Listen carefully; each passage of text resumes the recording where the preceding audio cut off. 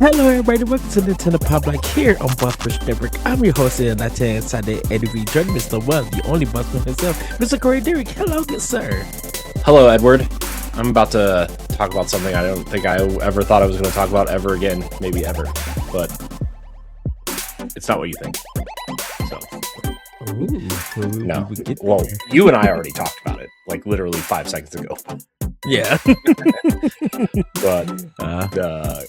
the audience might be surprised. Yeah, we will definitely get into it. Corey, we have 3 more weeks before PAX East has fallen upon us, or we've fallen upon it. Or it all just falls apart. That could Pretty also much. be a thing. Yes, everybody. PAX East 2026 will be happening.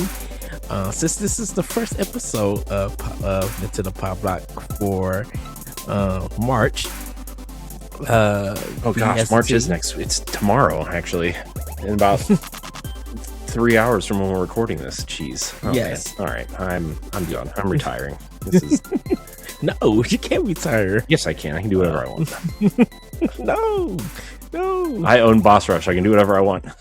Hey, I'm just kidding. I own part of it. No, you don't. Question mark. I don't know. Yes, I do. You can have it. For $20 and some jelly beans, you can have it. Dang.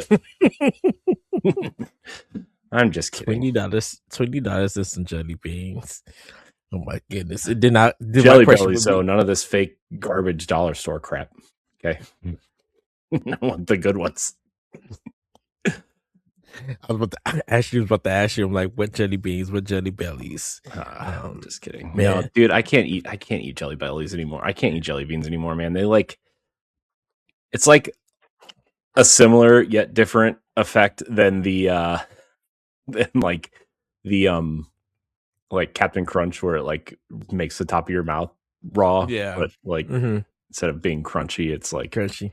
Obviously sour and sugar and just I don't know, man. Dude, I've been having this trouble recently, by the way. Side tangent, although I guess I could talk about it in Snacktendo, but we're already here, so I'm gonna talk about it now. Have you ever eaten so the last couple of weeks, right, there's been this issue with me specifically where I've just kind of like either forgotten to eat dinner or have eaten a light dinner or a fast dinner just to like get something in my body. And then I just, I felt myself like getting tired, but also like kind of like artificially losing weight essentially, right? Dude, have you ever eaten so much in like a short amount of time where like you feel it so much that even like your clothes fit differently, like within like 2 days of each other? Dude, it's happening to me like today, like right now, actually. I'll talk about it in Snacktendo, but I've eaten like in the last 24 hours, I've probably eaten more than I have in the last 2 weeks, it feels like. Oh, wow. I mean, like for me, because of how my work schedule is, like I'll buy something to eat before I get on the train or before I go to work.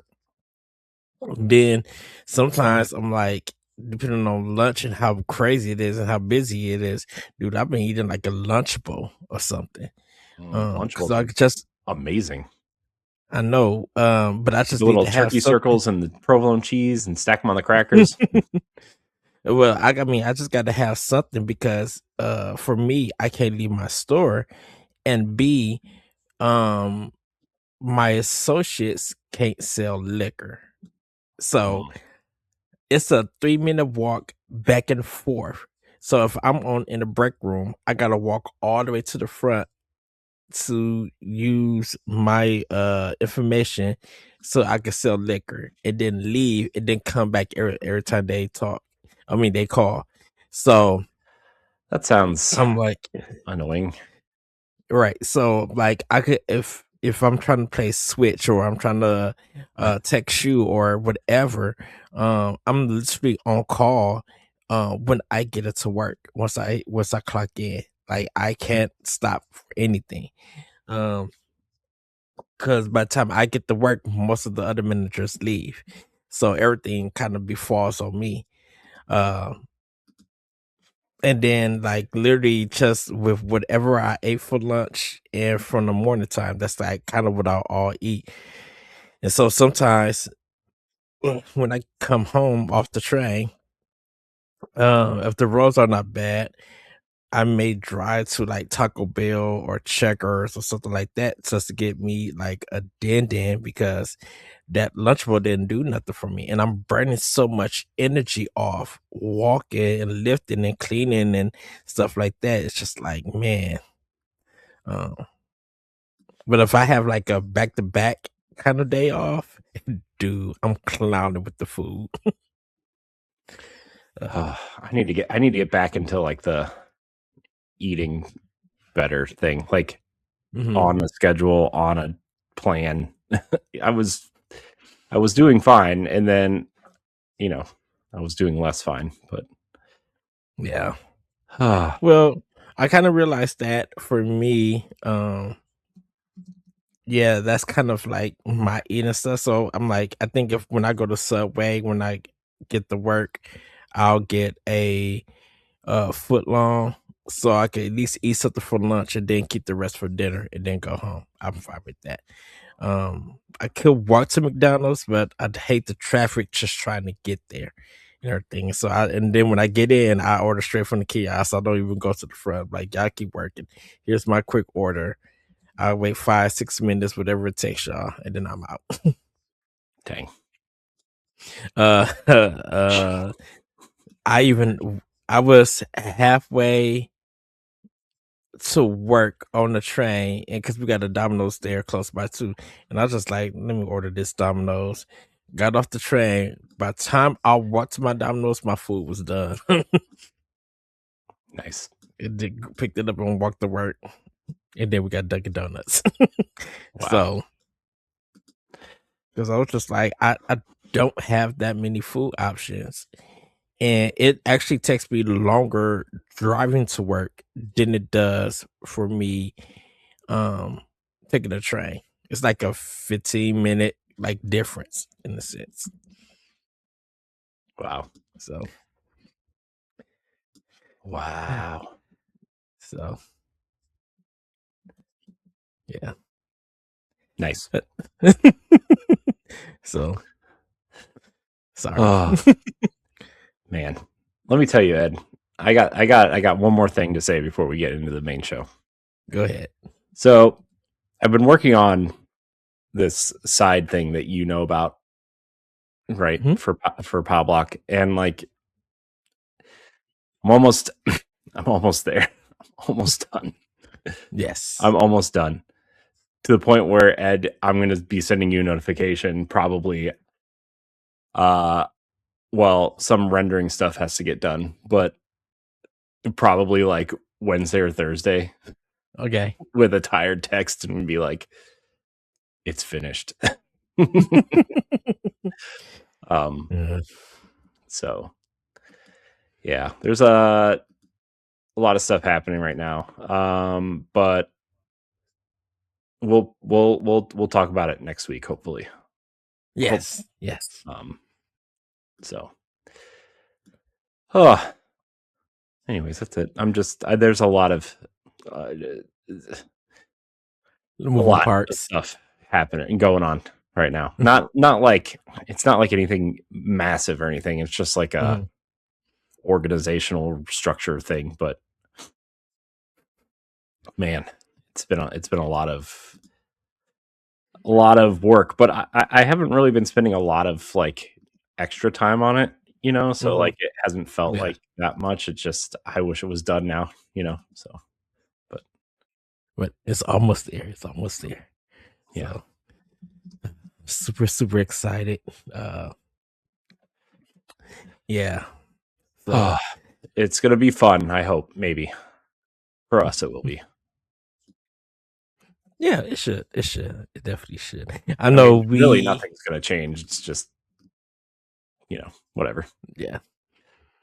I know we probably gotta plan our time at PAX East, and the only reason I'm bringing that is because I'm just like, well, this is time for us to do Nintendo content. It's literally like, we want to make sure that we got stuff covered, and then just like if something get announced, if something happened, we got to be on it because it's just dude, like it'll be, dude. We'll be fine. We know what we're doing. We've done this before. I would be literally mad at Nitzy if the week before they're showing up. They're showing up. They're bringing whatever they announce at the direct. That'll be like 3 days before, right? Look, that's what I was about to say. Like if they drop the direct that Thursday the week before we have to leave. Do you know they are? No, they'll drop it that like day we're on the plane or something. So, like we'll be like in the airport watching it on terrible plane Wi-Fi, trying to board some rickety old plane. True. And then Corey will just be like, I don't know how we're gonna do a direct recap, but we got to do a direct recap. I mean, we will that. I mean, if there's Corey put out your setting up's not going to be that big a problem. Like I have the tools now. It's like the right tools, not like I'm going to borrow this and hopefully it fits in my bag tool. You know what I mean? True. It's fine. But I'm just gonna just try to make it because I'm just like, because I think they're going to be at PAX East, hopefully, and there be space for because I'm like, we definitely want to be in there, like, man, for like the 9:00 thing, media hour. Like, man, we gotta get there if that stuff happens, like, because like if it does, we need to be in there so we can play it, report on it, get our notes and stuff out, and go from there. Because I'm like, that's kind of going to be big for us, and the thing, and for other content creators also. No, just us. Nobody else matters. We get the exclusive stuff. Unless we still like meet like some developer friends or some new big developers, or we just happen to see them to be like, wait a minute, you're from here. We're from, and just get to talking to be like, you got 2 minutes to do a podcast or chat it up. Yeah, it'll be fine. It'll be fine. No worries at all. Dude, if you get like 10 minutes just to talk to Major Nelson again. Yeah, I mean, he might be there. Who knows? I mean, it's not working right now. I mean, not that he needs to, but it's the big three are not working right now. Well,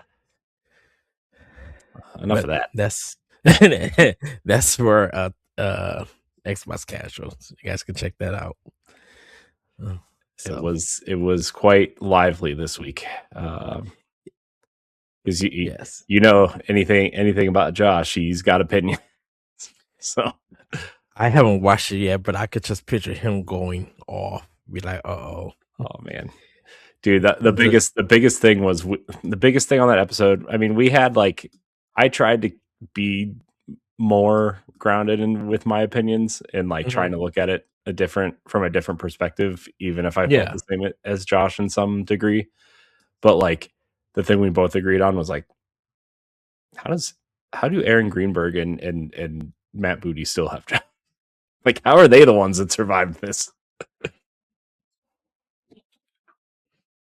I don't know. I guess when your marketing person doesn't have to sell a console, I guess he's fine, right? He's doing his job. Right. Anyways, bad jokes out of me. But moving on. That is that. Yikes. Well, everybody, we got a great show. We got, of course, the covering a lot of the Pokemon news that happened for Pokemon Day. We're hopefully Corey could talk a little bit about Marathon, just Just, Yeah, I mean, I've played. We'll talk about it, but I've played yeah. a few hours of it so far. Mhm. So I have my opinion so far, but also I need to like spend more time with it. But Yes. Um, of course, for a lot of people who are playing Resident Evil 9 or Resident Evil Requiem, and finished it it's been apparently. yeah. It seems that it's been getting great. It got great reviews. We don't know the sale numbers for it yet, but people are playing it on Switch too. It's One of my what friends sitting at says, number 2 or sitting at number 2 on the Switch eShop right now. So "Shop, yeah." Um, I know Digital Foundry did a deep dive on like the text analysis on all the systems and stuff. Um, yep. and everything. But like I've just been hearing great things from it, and I guess it's you know the thing about it is that and this is just an assumption. Shout out to Pat who's playing the game, also, and his crew. It seems that when you become Leon, it's all action packed, but when you come to other character, it's just like high anxiety scares Mhm. fears. So there's a balance for it. Yeah. So um I mean, that's fine, I think. I mean, yeah. oh, and shout out to Baron for level 1 gaming. Dude, Goodness. I go ahead, Corey. nothing. He's crazy, man. I I love love that guy. yeah, I told him that we'll see him at PAX, and he's just like, yes. So we're definitely gonna touch down with him. Okay, so Yeah.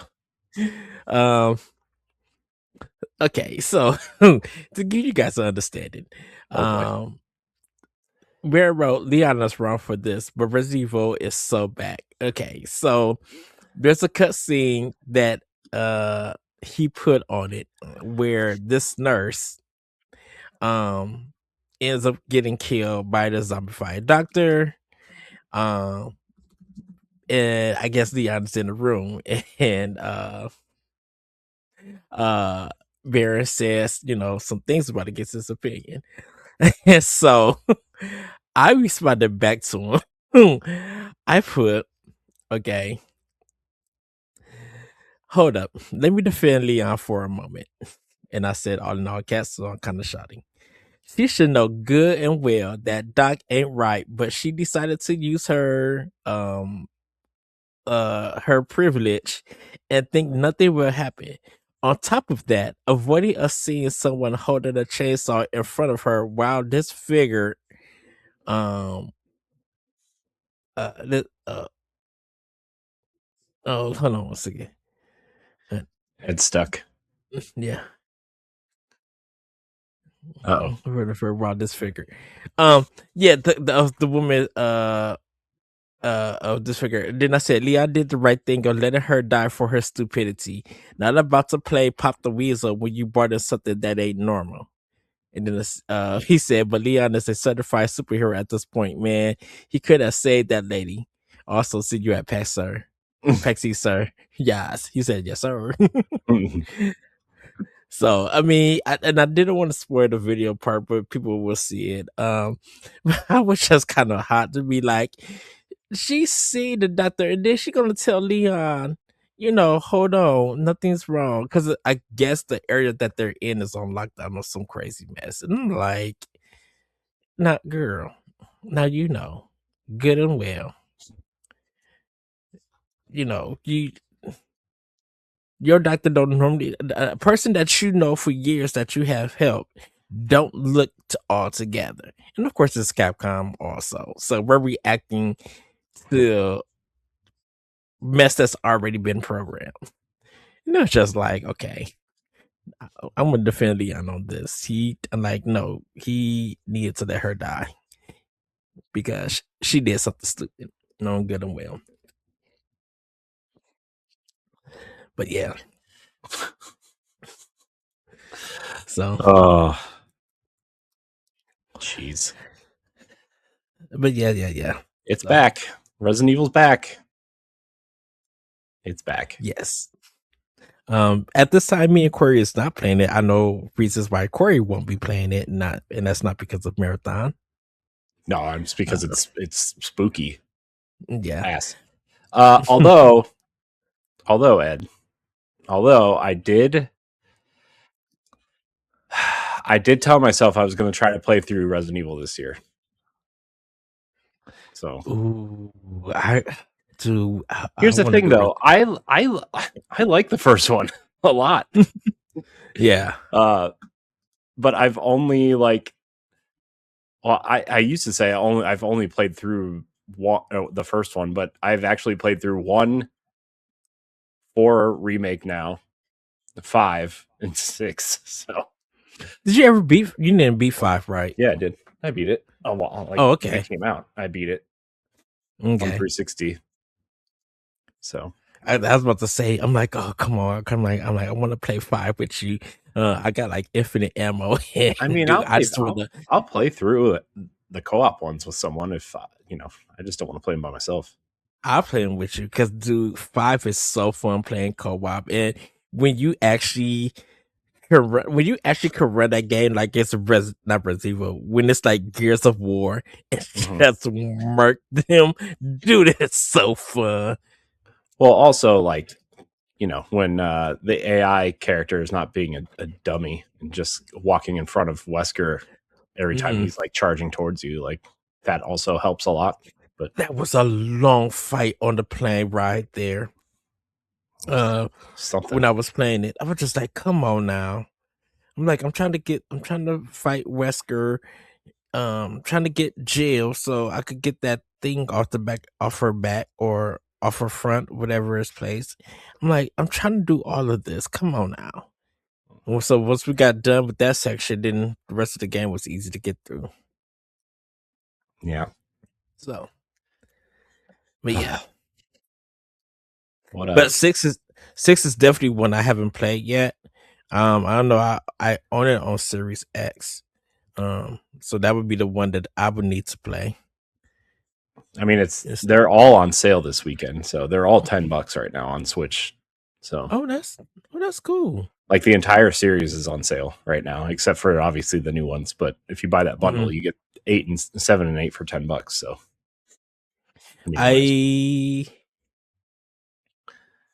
do I have Village? I think I have. Oh, I have Village on Series X or Xbox. Because I got 7 on Xbox. Only ones I don't have is 9 at the moment. Yeah, I think on Xbox, I think I own them all on Xbox actually. Also, well, except for I don't think I own 8 or 9, but I own the rest of them. Yeah, 9. I told myself I was going to play them, but we'll figure that out at a later date, I guess. Maybe spooky season. Yeah. So, well, everybody, it's time for Snacktendo. For me, I'm gonna go first, Corey. I actually had Wingstop, and they had their chicken sandwich, like a lemon pepper chicken sandwich. It was good. There wasn't no mayonnaise on it. It really was just like the bread, chicken, 2 or 3 pieces of pickle, and that was kind of it. And then they add, you can add a sauce on it, like I guess the topping and everything. So I kind of had honey mustard, and it was really good. It was really tender, really nice. I thought they did grilled chicken, but I must have seen it wrong. Because I know Wendy's does grilled chicken, and that's where I was going to head to. But then I went back, like, you know what? Let me order food instead of driving to the drive-thru and waiting. So I did that. Had some Chipotle this week. Thursday I had a gyro from our closest place called 5 Points. Like, gyros, fries, hot dogs, sandwiches, and stuff like that. So I had that, and then it was really really good. I'm like, oh, I haven't had this in months. And so I decided to get one of those because I just had a taste for it. I had the lemon meringue M&Ms, which was really good.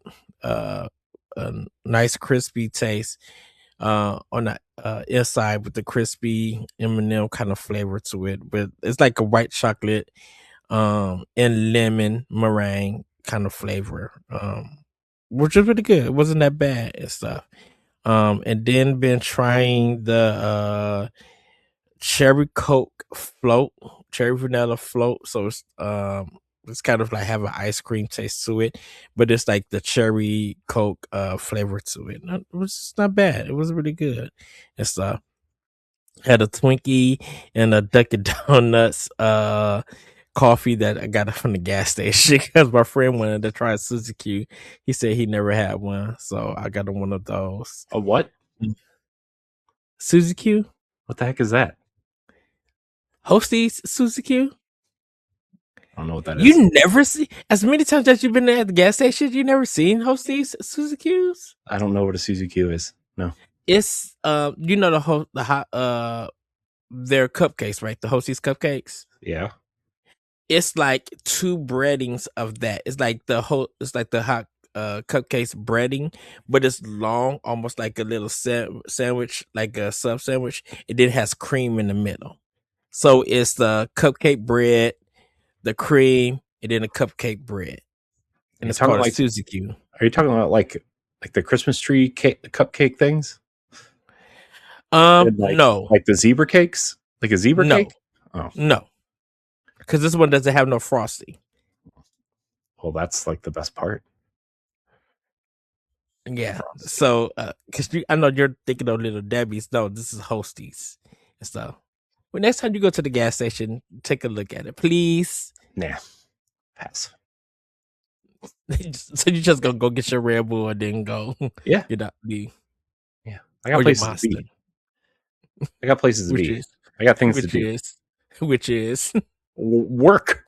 Well, yeah. But ain't there like a gas station like by the house? Or am I thinking of the other? Oh, you should be able to stop in and just get. They're normally in the front. I think by the time you enter the door. That's too much. I don't got time to. I don't know. As you grab like what 3-4 Red Bulls or 2 big white sugar-free monsters. I mean, look, I gotta get what I gotta get. I don't have time to be looking around at stuff. I know where things are at that I need. Just go in and get out. Get in, get out. I don't have time. I don't even want to talk to the people that work there. Okay. I don't want to make small talk. I don't want any of that.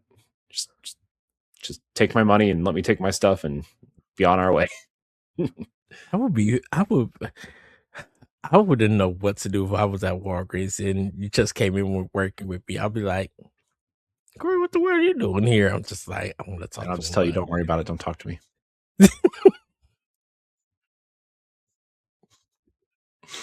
As I slowly just keep going by and by, put the candy up, fixing the owl, even though it don't need to be fixed, just to be by you to be like, hi.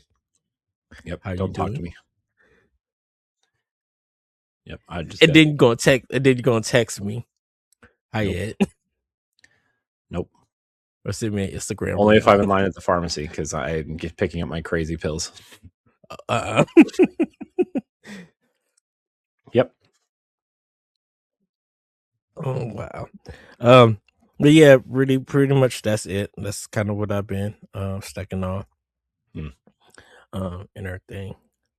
So nothing like really new or anything. So but what about you, Corey? Well, as for me, I've been trying to eat my way out of this house apparently. So so we're recording this on Saturday, right? So between Thursday and today, as of 10:00 p.m. on Saturday, I've eaten a whole box of frosted mini wheat, half a pizza, 3 homemade chicken quesadillas. Let's see. And since I eat the same thing for breakfast every morning, 6 egg taco, crispy taco things, and 3 bananas. That's what I've eaten the last 3 days. Oh, and we had Dewey's Pizza for dinner tonight, so I also ate that as well. How many slices? You don't want to know. 6. 6. How was it cut? I mean, triangle slices, normal. Oh, okay. Only reason I ask is because I know you probably don't do bar style cuts for pizza. What? Bar style? What the heck is that? You're saying all kinds of weird things tonight. You never seen bar? Oh, that must have been a Chicago thing. It's like when they're cutting small little pieces, small little squares. Oh, square, like the square cut. No. Yeah, it's called bar style. That's what I learned. Oh. So it was a Chicago thing. So when they give you like thin pizzas, so you could share with everybody, they cut into small pieces so everybody could get a piece. They don't cut it in a regular 6 or 8. You gotta stop breaking my head. 80 breaks. Corey said about the stacks. What? I mean, it's we just call it square cut. You and your fancy words. Your pizza is also like a swimming pool of sauce and like some cheese. That's the deep dish pizza. I'm talking about thin pizza. I'm telling you. There is some bomb deep dish pizza, which I haven't had in a while. They got me some Unos one day. I'll just choose to believe you. What? Okay. I'm just saying. We definitely live. Us Midwesters live definitely a different life. Yeah, and you could tell by the state that you're in, or that we're in. Yeah, I mean, New York is definitely the best pizza, hands down, in my opinion. I really want to try some New York pizza, dude. You'll never eat. It'll ruin every other pizza for you forever. Like every time I eat pizza at home now, like, and it's been, gosh, how old's Riley? 7.5. Like at least 8 years since we've been to New York. 8.5, 9. Like I still, when I eat pizza at home, just expect the best I'm going to get is mediocrity, and that's okay. Like that's all I can do. Oh, I did have New York pizza when I went on that work trip last year. Nice. Yeah, that was good. Yeah. It's like, oh man, this is going to ruin pizza for me for the next year and a half. Because hold on, were you close to a pizza place? Because you had it for dinner, right? Yeah. That night. Yeah. Yeah, you had texted me and stuff. Yeah. So I wonder if Stephanie could get some. I mean, Boston isn't that close to New York. They're in the same corner of the country, but that's like saying Chicago and Cleveland are close. A 6 hour. You know, like.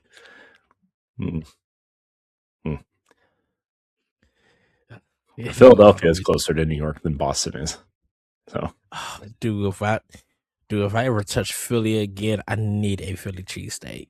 Like, no joke. I don't care where I get it from. I just need one. And the Moses, they make it different, but they make it so good. I think that's one thing I do like to try. I like when I try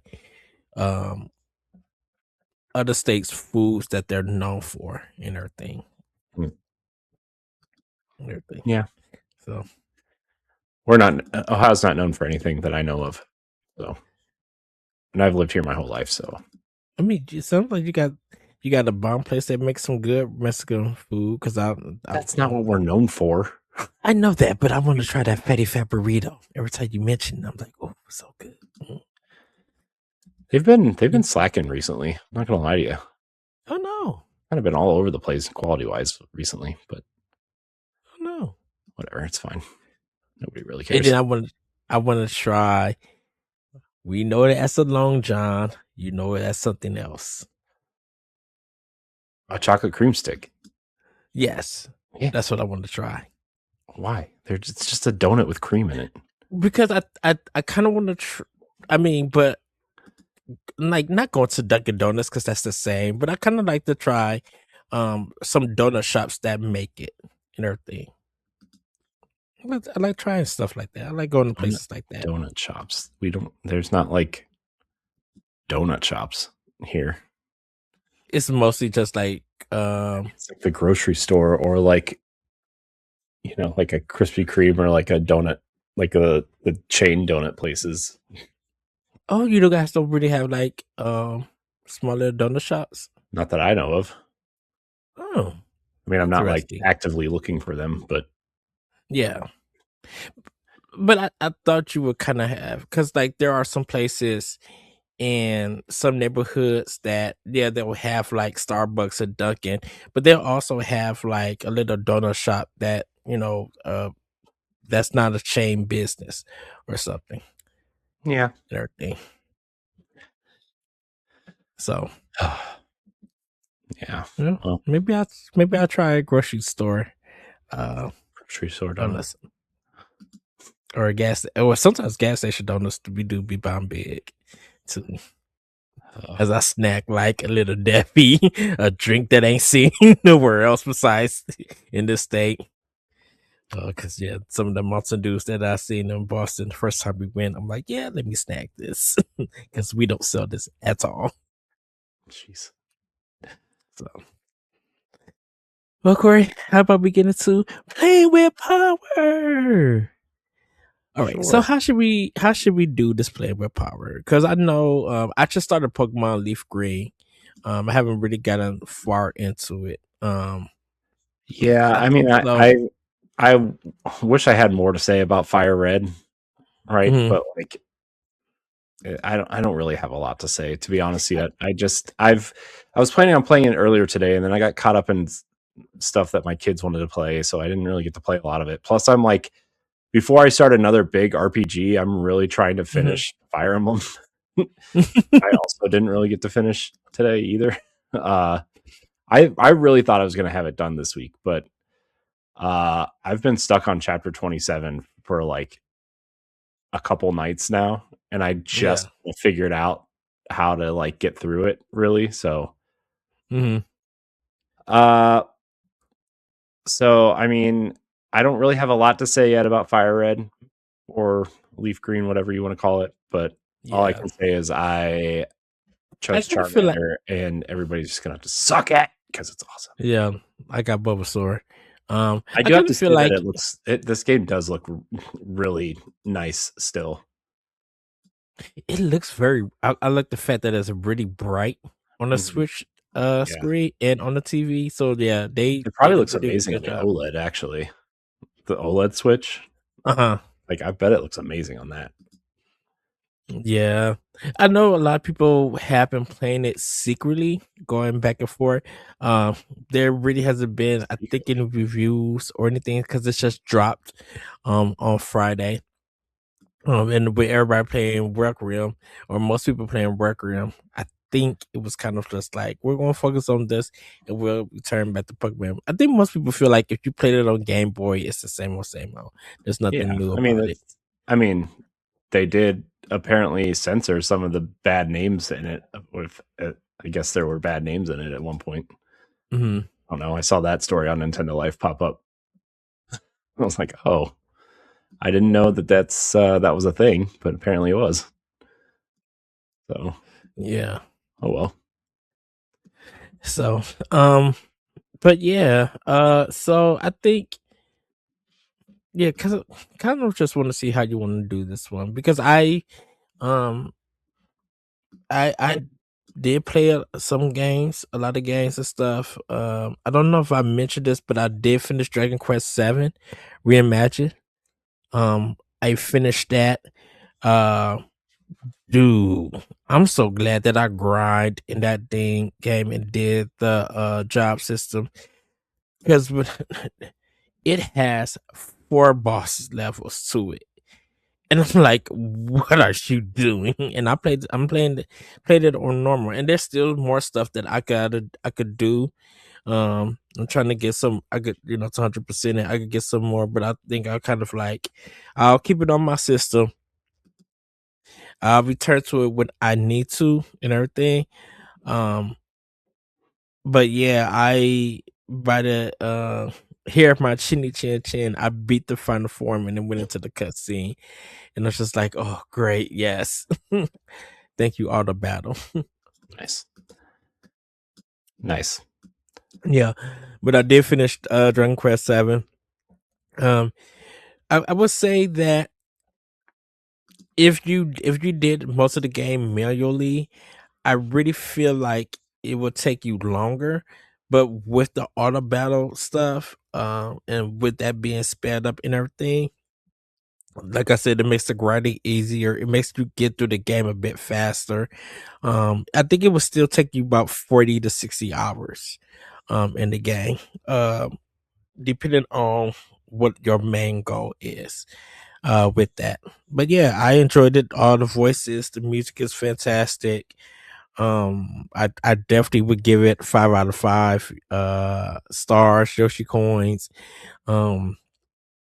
Because it really, really is good and stuff. So with Dragon Quest VII being done, I jumped into Final Fantasy VII Remake, and I'm playing that. Getting I'm getting through the game faster because I beat it on PlayStation 4, so I kind of know what to expect. But I'm working through that game, hoping to get it to integrate a little bit later. I just got to the point where I'm meeting Aerith for the second time. Um, and so I'm playing through that section, and that's where most of the game starts picking up and everything. Because I'm still in Midgar and everything. So I kind of want to get it done before Final Fantasy VII Rebirth comes out in June. So, but I did pick up a shoot 'em up game called Revel Gear Zero. It is a 2D sprite base with no, not sprite base, I'm sorry, a 2D with 3D visuals and 2-player shoot 'em up. It's a horizontal shoot 'em up, 7 levels. You could get coins for it. They have different modes that you could play in. I ended up beating it on normal with certain weapons, but I need to go back again and see if there's anything else. There are unlockables, but it depends on the currency that you collect, which is your score. And so once you start unlocking stuff, it kind of makes the game easier for it. It does offer continues in it, like 2 continues, I believe. But for me, I got so much money, I just ended up quitting and going to the shop to upgrade um my ship. So there's more to play, but I kind of beat it, and I feel like there is still more to offer. So I'm excited to see playing different characters in that game, what it offers. Um, but that's pretty much it. I did play a little bit of City Connection on the NES. NSO, because I have an interview with the CEO from PAX West of last year, that I am finishing the touches on. So anyone who has played R Type, HD, Hyped, or Delta, they're the ones that published the game. They own pretty much all of Jalico's library. So I get into that with them. So I'm just right now cleaning up some things, and hopefully you guys will be able to read that interview on Busters Network, on busters.net. So I'm super excited about that. Nice. Yeah. So, yeah, the CEO, Nobuhiro, he loves City Connection, and so that's where the company name comes from and everything. I had an amazing talk with them. He and his assistant really was shocked because of how excited I was in being in their presence and talking to them. And Corey, I nerded out with my Jalico history and everything. Just they just seen the excitement and the joy, and I'm like, I know a lot of gamers here do not remember the Jalico library or City Connection or Rival Turf and this stuff, but I'm like, this means everything to me because this was part of my gaming history, and I'm like, I need to play it all. I need to have it all again, once again. So yeah, I'm super excited for this interview. Having that chance, it was one of the highlights, along with doing talking about Miss Fall Hunters, was Zal meeting the CEO, City Connection, um, and talking about that history. Man, I yeah, I blacked out. I nerded out because I'm just like, this is pure history. Who's shocked? Anybody out there? Anyone? Bueller? I think I think they were shocked because they were just like, wow, we've never, we talked to people, got our interviews and stuff. I'm just like, you just didn't talk to us about the games that we brought. You talked to us um, about this history between Japan and America. And just going into detail and stuff. Because that's like, yeah, I'm like that the Jalico library, the voice thing for Jalico, City Connection, the box art and everything. Just, I went in, I nerded out. Nerd. I know. But yeah, that's pretty much it, everybody. I'll be getting to some Xbox stuff in the coming weeks and stuff, but for right now, I've been literally on a big thing of my Nintendo. Um, I'm right now. I'm going to be going through my Nintendo Switch games, my library stuff. Try to categorize, get them in order, alphabetize them, and categorize them and stuff, and try to beat some of these old games that I have had for years, and even stuff that's still wrapped up and everything. Look, Corey, hey, we got huge libraries of backlog stuff to get through. Hey, you don't have to tell me twice. I know. So I know. What do you think I've been doing this whole year? Like, I'm not even kidding. Like, I mean, everything I've played this year, this has seriously been part of a backlog, except for like one thing so far, and that's because, well, we'll talk about it in a minute. But yeah, it's just like, oh my gosh. I'm really trying to like hit the backlog this year. Like, I'm really the only game I'm excited about this year is Fire Emblem, honestly. And like, I mean, Yoshi in the Mysterious Book I'm excited for, but that's because my kids are excited for it, right? Like, they like to play that. I feel like there needs the picture of the kids happy with me going like this and adding on. Be like, wait a minute, hold on. One thing is if you want. One thing is not like the other. It's funny, we were playing games today, and my son, like, randomly, he's just like, we haven't played the Yoshi game in a while. We're on like the last level. I'm like, yeah, I've been asking you to play it for like, every weekend for the last 3 months, and you like would rather be playing other things. And I was like, do you want to play? He's like, no, I want to play Mario Wonder. I'm like, okay, well, that's your answer. We have to talk about the treehouse stuff because that kind of made me happy hearing them. Yeah, I forgot Jose Otero worked there still. It's kind of nice hearing him again. Yeah, how's he? I mean, I knew he was there, but I just forgot. I was like, oh yeah, that makes sense. I wonder where he's been at though. I mean, he works at Treehouse, so I mean, he's usually not front and center like that anymore. But was he on the presentation? Yeah, he was playing. Okay.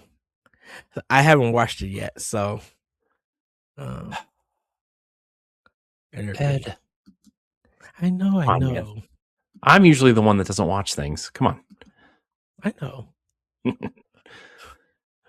But Corey, go ahead. No, not worth it now. It's what over. have you been playing with Power? It's over. We're done. Goodbye. No, I'm just kidding. I mean, as for me, I mean, I've been still making my way through Fire Emblem. Like, I'm enjoying it. I'm ready for this one to be over, though. Like, I feel like I've spent more time with this than I wanted to, in a way, if that makes sense. Like, I feel like it's kind of overstaying its welcome a little bit. Dude, it's like, it's not a very long game at all, but like, the level I'm on, the level I've been stuck on, really, is like, so I'm on chapter 27, and there's 31 playable chapters. There's 32 chapters. Yeah. And then there's like a campaign that unlocks afterwards, which I don't know if I'm going to play through that or not. We'll see. But the level I'm on right now has 45 enemies on it, and you have to beat them all. Yeah. To clear the level, and then siege the castle.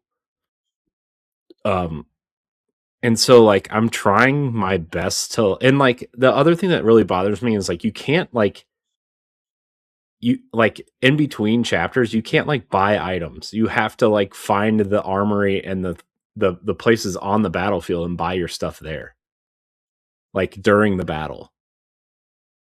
And that's been really annoying. So it's making everything much harder than it should be, because I didn't know that going in. So like I kind of haven't, been maximizing my money and stuff. So like, yeah, I'm sitting on like 16,000 credits, 17,000 credits or whatever. And because I can't buy anything, because I don't, like I can't buy anything in between levels. And like, I see the armory where I'm at now. So like I'm trying to make my way over there, right? But like it's just like, oh my gosh, this is so annoying. And like I don't understand why there's not like a shop in between each chapter, Yeah. I would have been done with this game weeks ago. It's more the thing that's making it hard is like the item management more than anything. So that's kind of where I'm at right now, because in later games, right, like you have weapons, but they don't break, right? Like these weapons, you only have so many uses of a weapon. Like a steel sword, you can use it 35 times and then it breaks, right? Well, yes. Okay, well, I should probably buy like 10 or 12 of them, but I can't, because there's nowhere to buy them except for on the battlefield. And like certain towns that you like revisit, like there's a couple places that you like quote unquote revisit during the course of the story. Yeah. But their inventory doesn't upgrade when you go through the story. So like I'm not going to buy an iron sword when I can go buy a silver sword that's, 3 stages above it and does, more 40 damage, extra damage, and, has a higher crit rate and higher attack percentage, right? Like I'm not going to do that. So like, right. But now I'm at the point where like I'm kind of sitting on all this money and like very limited resources. So I'm trying to be very careful of like how I proceed. Mm-hmm. The good thing is though, is that I have a bunch of like armored characters now. So like I kind of use them as like, and like defensively pretty much, where like I'll make a line essentially of these defensive characters while I'm like trudging along with these very limited inventory characters running, like essentially sprinting every turn to the to the armory and to the shop, the item shop. Yes. So that's where I'm at now. It's not very enjoyable right now. I think the story is like, yeah, whatever. It's late 90s, early 2000s kind of fantasy story that Nintendo is trying to tell, and it's like, okay, well, whatever. Yeah. It's fine. I think the characters are fun though. Like I like Lynn and I like Ellawood and I like Hector, and Roy makes an appearance in this game. Roy is Ellawood's son, so that's kind of fun. But yeah, it's just strange, man. It's like it's weird because this isn't the first game in the series, even though it's the first one that came here. Yes. I think it's like the fourth game. I think because you have the first game on NES, maybe it's the third game.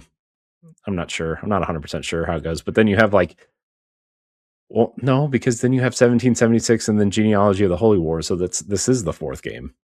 So like you would have thought like that would like an item shop would have been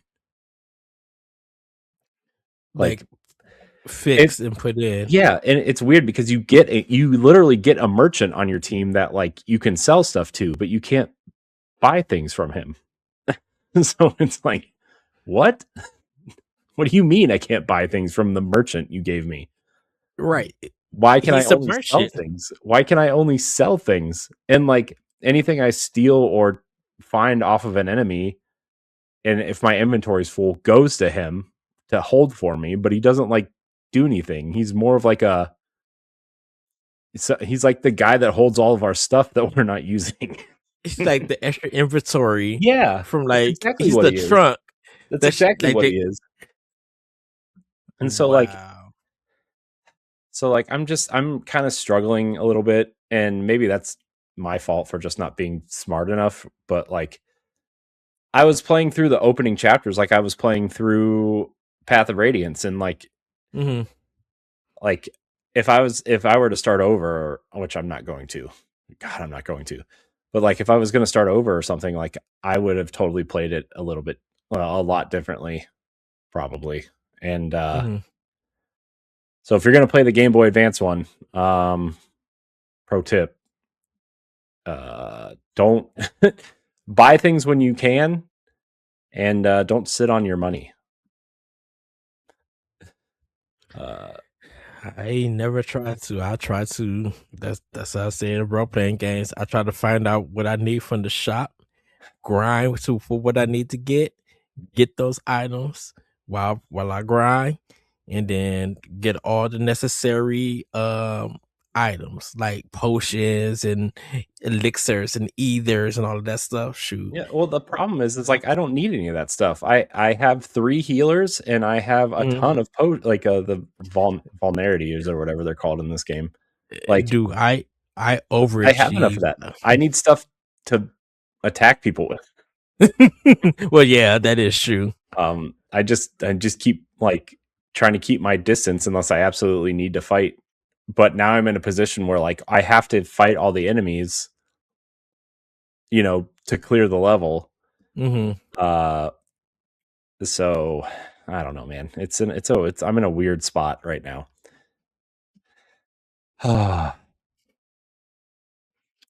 Anyways, I'm excited to be done with this one.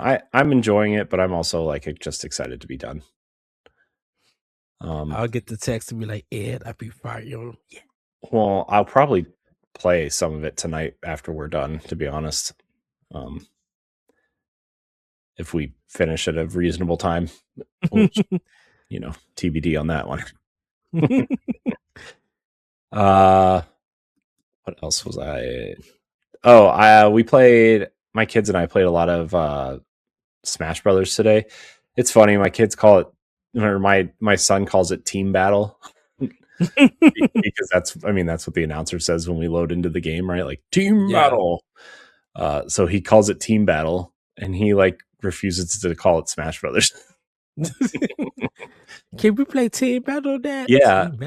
And like every time, even though I know he calls it that, it always takes me a minute to like realize what he's asking to play. So I'm like, yeah, buddy, we can play Smash.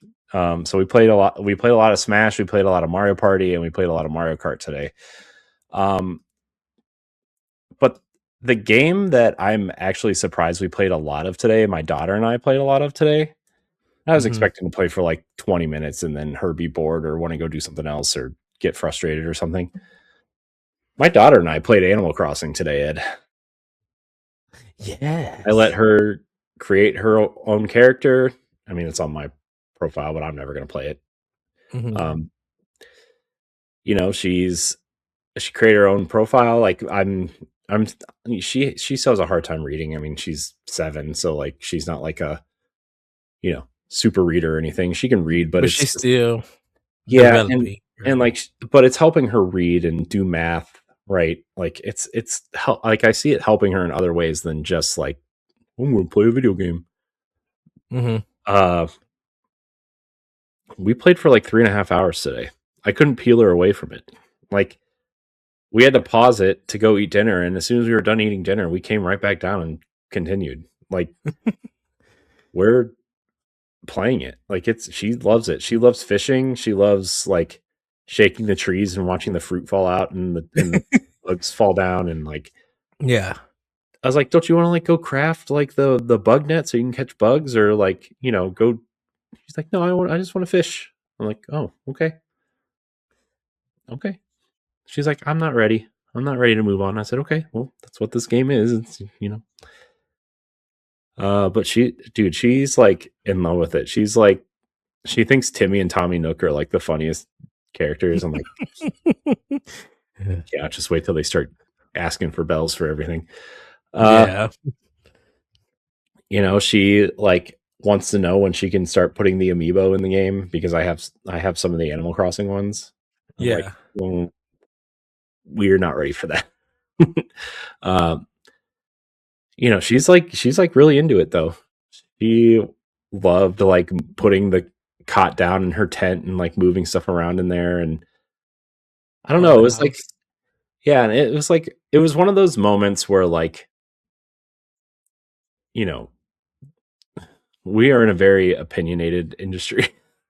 You know, yeah, the games industry, people have a lot of opinions on things, and like this was one of those moments where like, man, this yeah, like I mean, I sent you the pictures of her, how happy she was and like how much fun she was having, and like also it was you just working on your computer because I seen like the Ninja Turtles things. I'm like, what? Yeah, I mean, I was doing thumbnails for shows, but like Okay. And I was like walking her, like reading things for her when she needed help and everything. Like that's kind of what I was doing. But like just seeing how happy she was, I'm like, man, none of the stuff we do matters, man. Like this is why these games exist, is for this reason, you know? And it, because I was thinking about it, I'm just like, when I hear it just made me happy that she was happy and enjoying it and playing, because I'm just like, this is the feeling that I get when I hear you talking about Dreamlight Valley and everything. Something, even Roller Coaster Tycoon, something like when you're creative, when you're managing, when you're relaxing, whatever those kind of games do for you, they bring out a smile. They bring out some kind of joy. And I love hearing about that. So, hearing about your daughter getting joy and satisfaction, and she like to fish and it's relaxing. It like, I think I was texting you just like, it's not taxing on her. It's not, do point A to point B. Like, you could take your time in the game, and it's so great to hear that she loves that. Yeah, it's to the point where like I'm trying to figure out how to like, because like Nintendo's like game share thing is so weird. I'm trying to figure out if there's a way like she can play Animal Crossing while I'm playing something else and it not affect our online status, right? Putting it on like my OLED Switch that's sitting over there, and just letting her play it whenever, right? Instead of me sitting with her, right? Like I don't know, man. She was just having a blast, and it was like really. I was like, man, Mhm. this is what I've wanted games to do for them since we all started playing games, right? And like Yeah. they have fun playing Mario Kart, but one of them always gets frustrated because one of them's always losing, and Smash is just infuriating, right, all the time. And Mario Party is ridiculously frustrating. Although my daughter won tonight, dude. She got 5 stars in a 10 turn round Oh, nice. and had like Congrats to her. 140 coins. Um, Uh-huh. but but like Mario Party can be frustrating in ways that you can't control, which makes it even more Yeah. frustrating. So having something like this was really nice to see her enjoying herself. Yeah. And And she'll get to a point where when she's ready to progress in the game, she can. She can yeah, progress in the game because I'm just and, like, and wait and till more. I told her like, look, Easter's coming up. Like the Easter Bunny is going to be in the game and hide Easter eggs for you, and you have to go find them. And like, because that was like when the game first came out, that was the event that was going on when I was playing. I was like, oh my gosh, Mhm. that rabbit is creepy.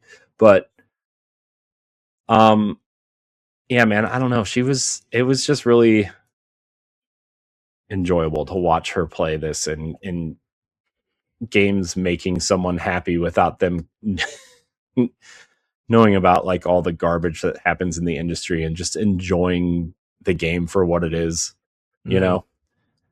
Um, Well, I cannot wait till she gets to like making patterns of her clothes and for walls and like creating all of that and mhm. everything.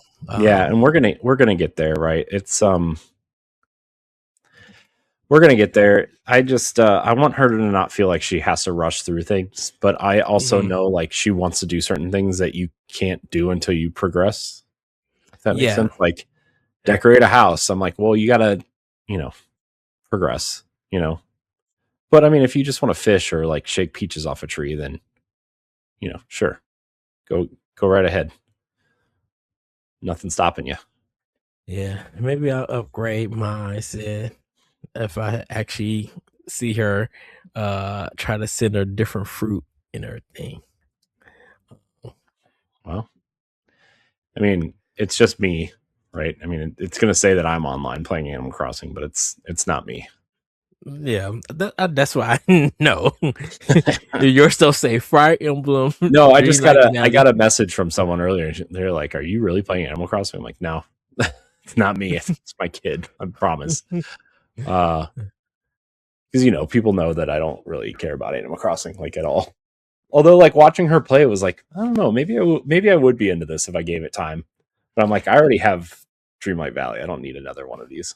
But I think it's such a bonding moment, and it actually makes you as a experienced player or expert player to sit back and actually watch somebody do something casual and enjoy it, and when needed, be there to support them. And then go back and just continue to see them get the happiness and let them learn and everything. Because they're like, man, I feel like if she continues this up, by the time we get to the summer, regardless of she makes progression and everything, I think she gonna have like a cold house. The friends and stuff that she made, like the stuff that she learns, Mhm. her learning about KK Slider and stuff Oh, like that. we got the KK slider cutscene at the beginning, right? Where Uh huh. like he tells you about your like doing this with friends and making sure that the villagers are your friends and keeping them happy and stuff. Like we got all that, but also like I don't know, man. I feel like now we did set up some ground rules, like she has to follow rules and do Hmm. her homework during the week and stuff like that, right? But like she can play when she wants if she's got her work done, and if she's still into it, she can continue to play it. So Yeah,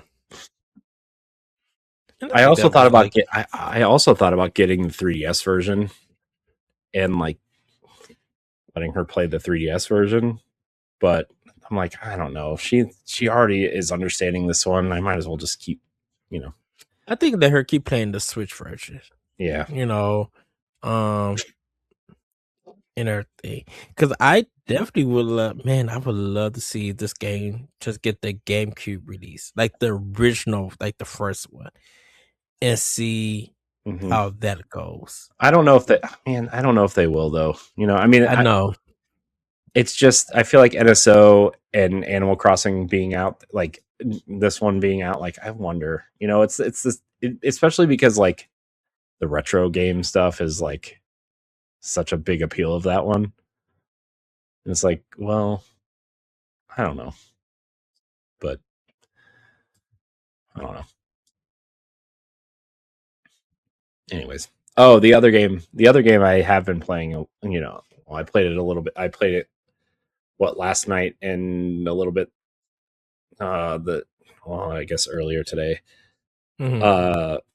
Marathon, the server slam. Yes. I mean, I didn't play with anybody. I just played it by myself, and I played like the opening mission, and then like try to go through like learning how the inventory works and learning how,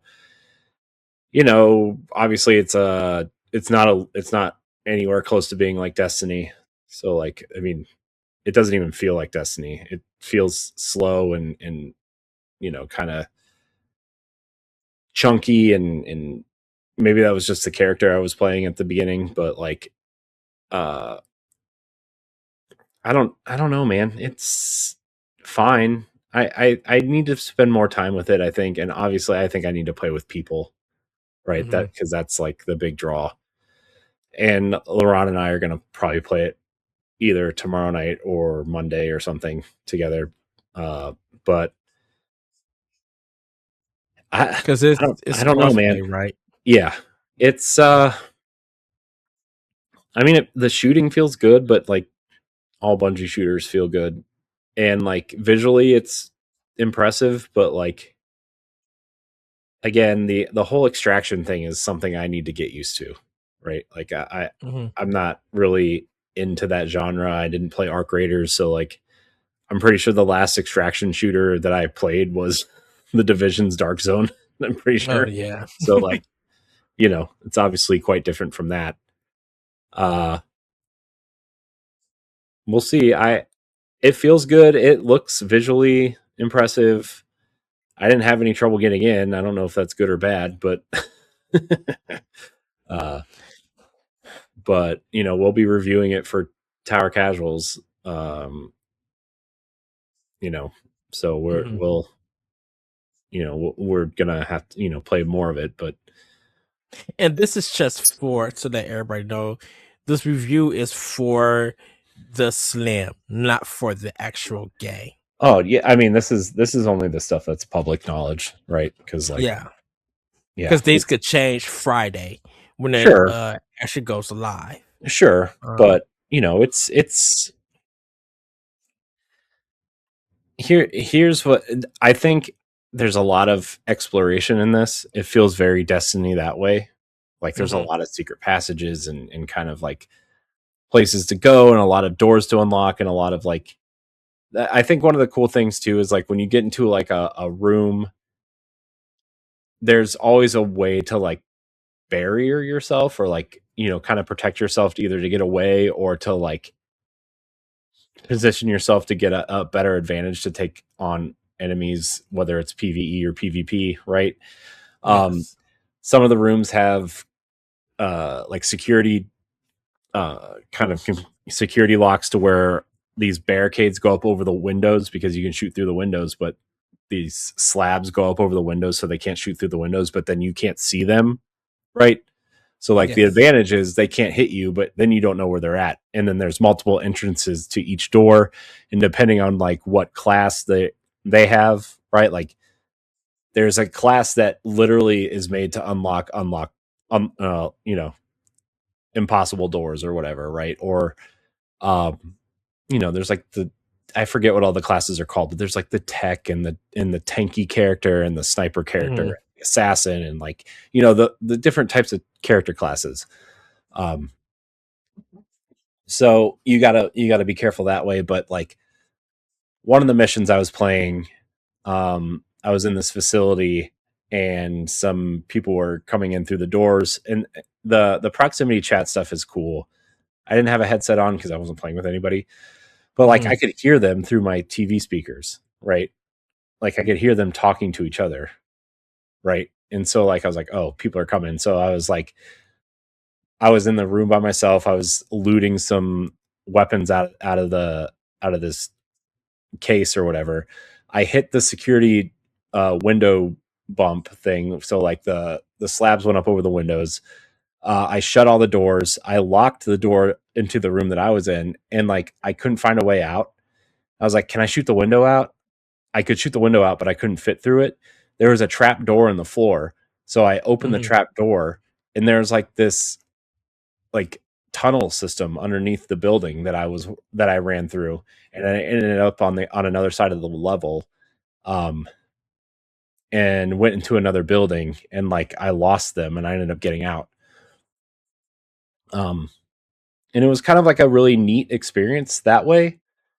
But like I said, like I need to test out the other classes. I need to find a class that I like, because this big hulking character that I was is like really slow, and I don't know. I'm not into the slow. Like a tank, kind of take a tank person. No, but the one ability though is this big like retractable shield kind of thing, and like the game kind of goes into a third person mode, and you rip out this shield that comes out of your arm, and it like, you know, you can have a sidearm, it looks like, but you know, you kind of hold it so you can kind of block stuff, but obviously it degrades over time. That's like Destiny's 2, like super moves. Yeah, I mean the controls are set up just like Destiny, right? There's like the double bumper kind of super-esque move, and then because it goes to the third person. Yeah, and then each bumper, and then each bumper has a thing attached to it, like grenades and something else. You know, the D-pad is made for like your health and your shields, like your overshield. Like you have to. It's not like Destiny that way, where like when your shield is down, you just hide and then it recharges. You have to like heal yourself, and you have to like recharge your overshield. And those take up inventory slots. So like you have to balance that. Like, is it worth carrying, you know, these mods or these chips that you need to extract, or would you rather have more like, would you rather carry some extra, shield and extra health packs? It's the health. So those health packs have a number to them that goes down when you use them. You have to find them. You have to go find them. You can't take them with you into each round. You can't take them with you unless you like extract them, right? But I was talking about more of the usage. Like there's a there's a inventory. Yeah, like you go to like, you can find like these med kits on the wall, like first aid kits essentially on the wall, and then you extract the stuff from them. Like, oh, do you want to take everything from here? Do you want to take this health pack? Do you want to take the over shield or whatever it's called? Yeah, because I didn't know if like the overshield had like, because you mentioned chips, so I didn't know if there was a chip that when you gives you an overshield, and when it gets low, you got to go hide somewhere, use it, and then let that chip like reset itself, like charge up before you could use it again. I didn't know if it was that, or if you could find. I'm using blue potions, for example. You find a blue potion, you could dip off somewhere, and then automatically use it, and then your overshield charges up. But you get a limit. You get a limit of them depending on how many you could carry and stuff. Yeah. So that was, again, it's only a couple hours of the game, and playing by myself obviously isn't the ideal way, but it's 3-on-3. What is it 3-on-3?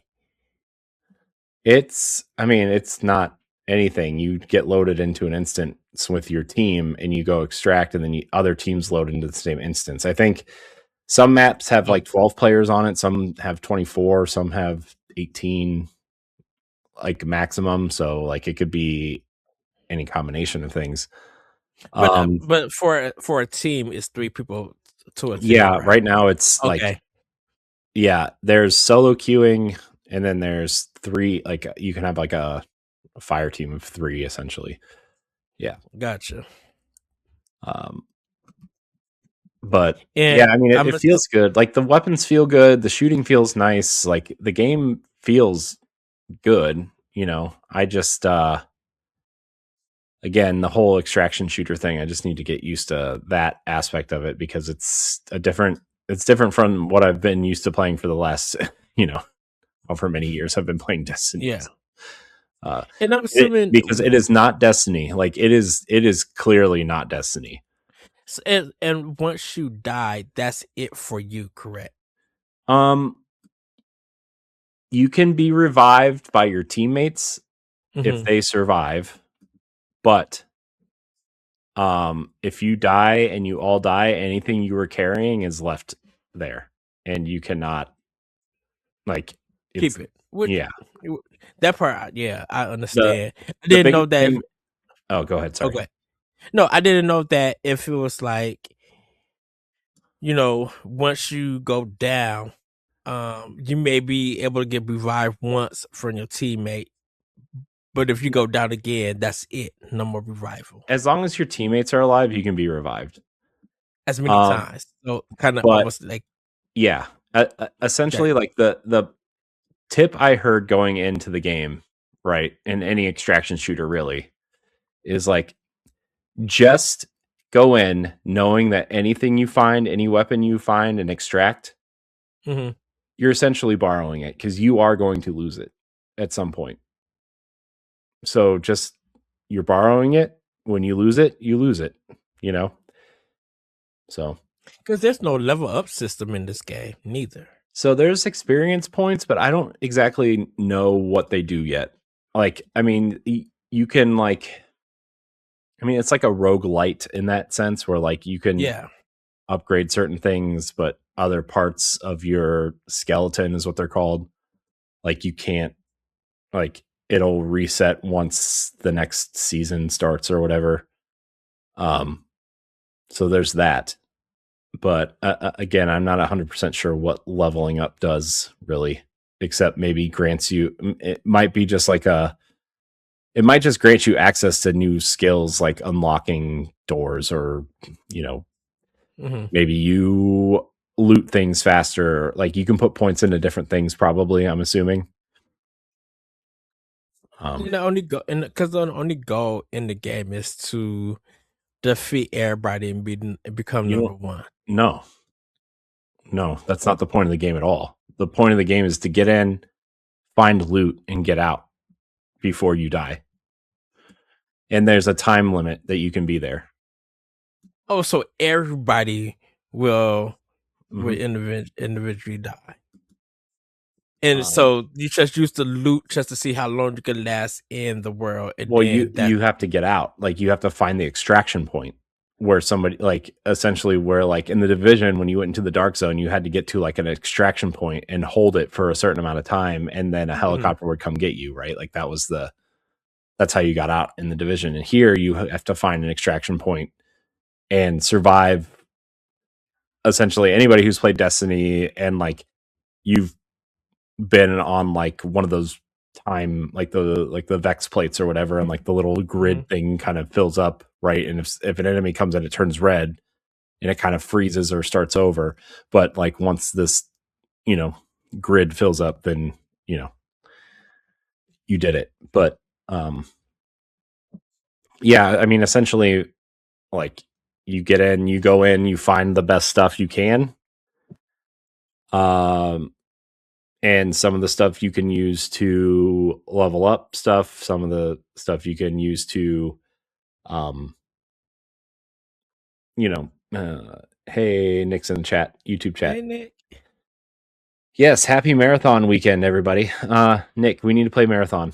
I need people to play with. We were just talking about marathon.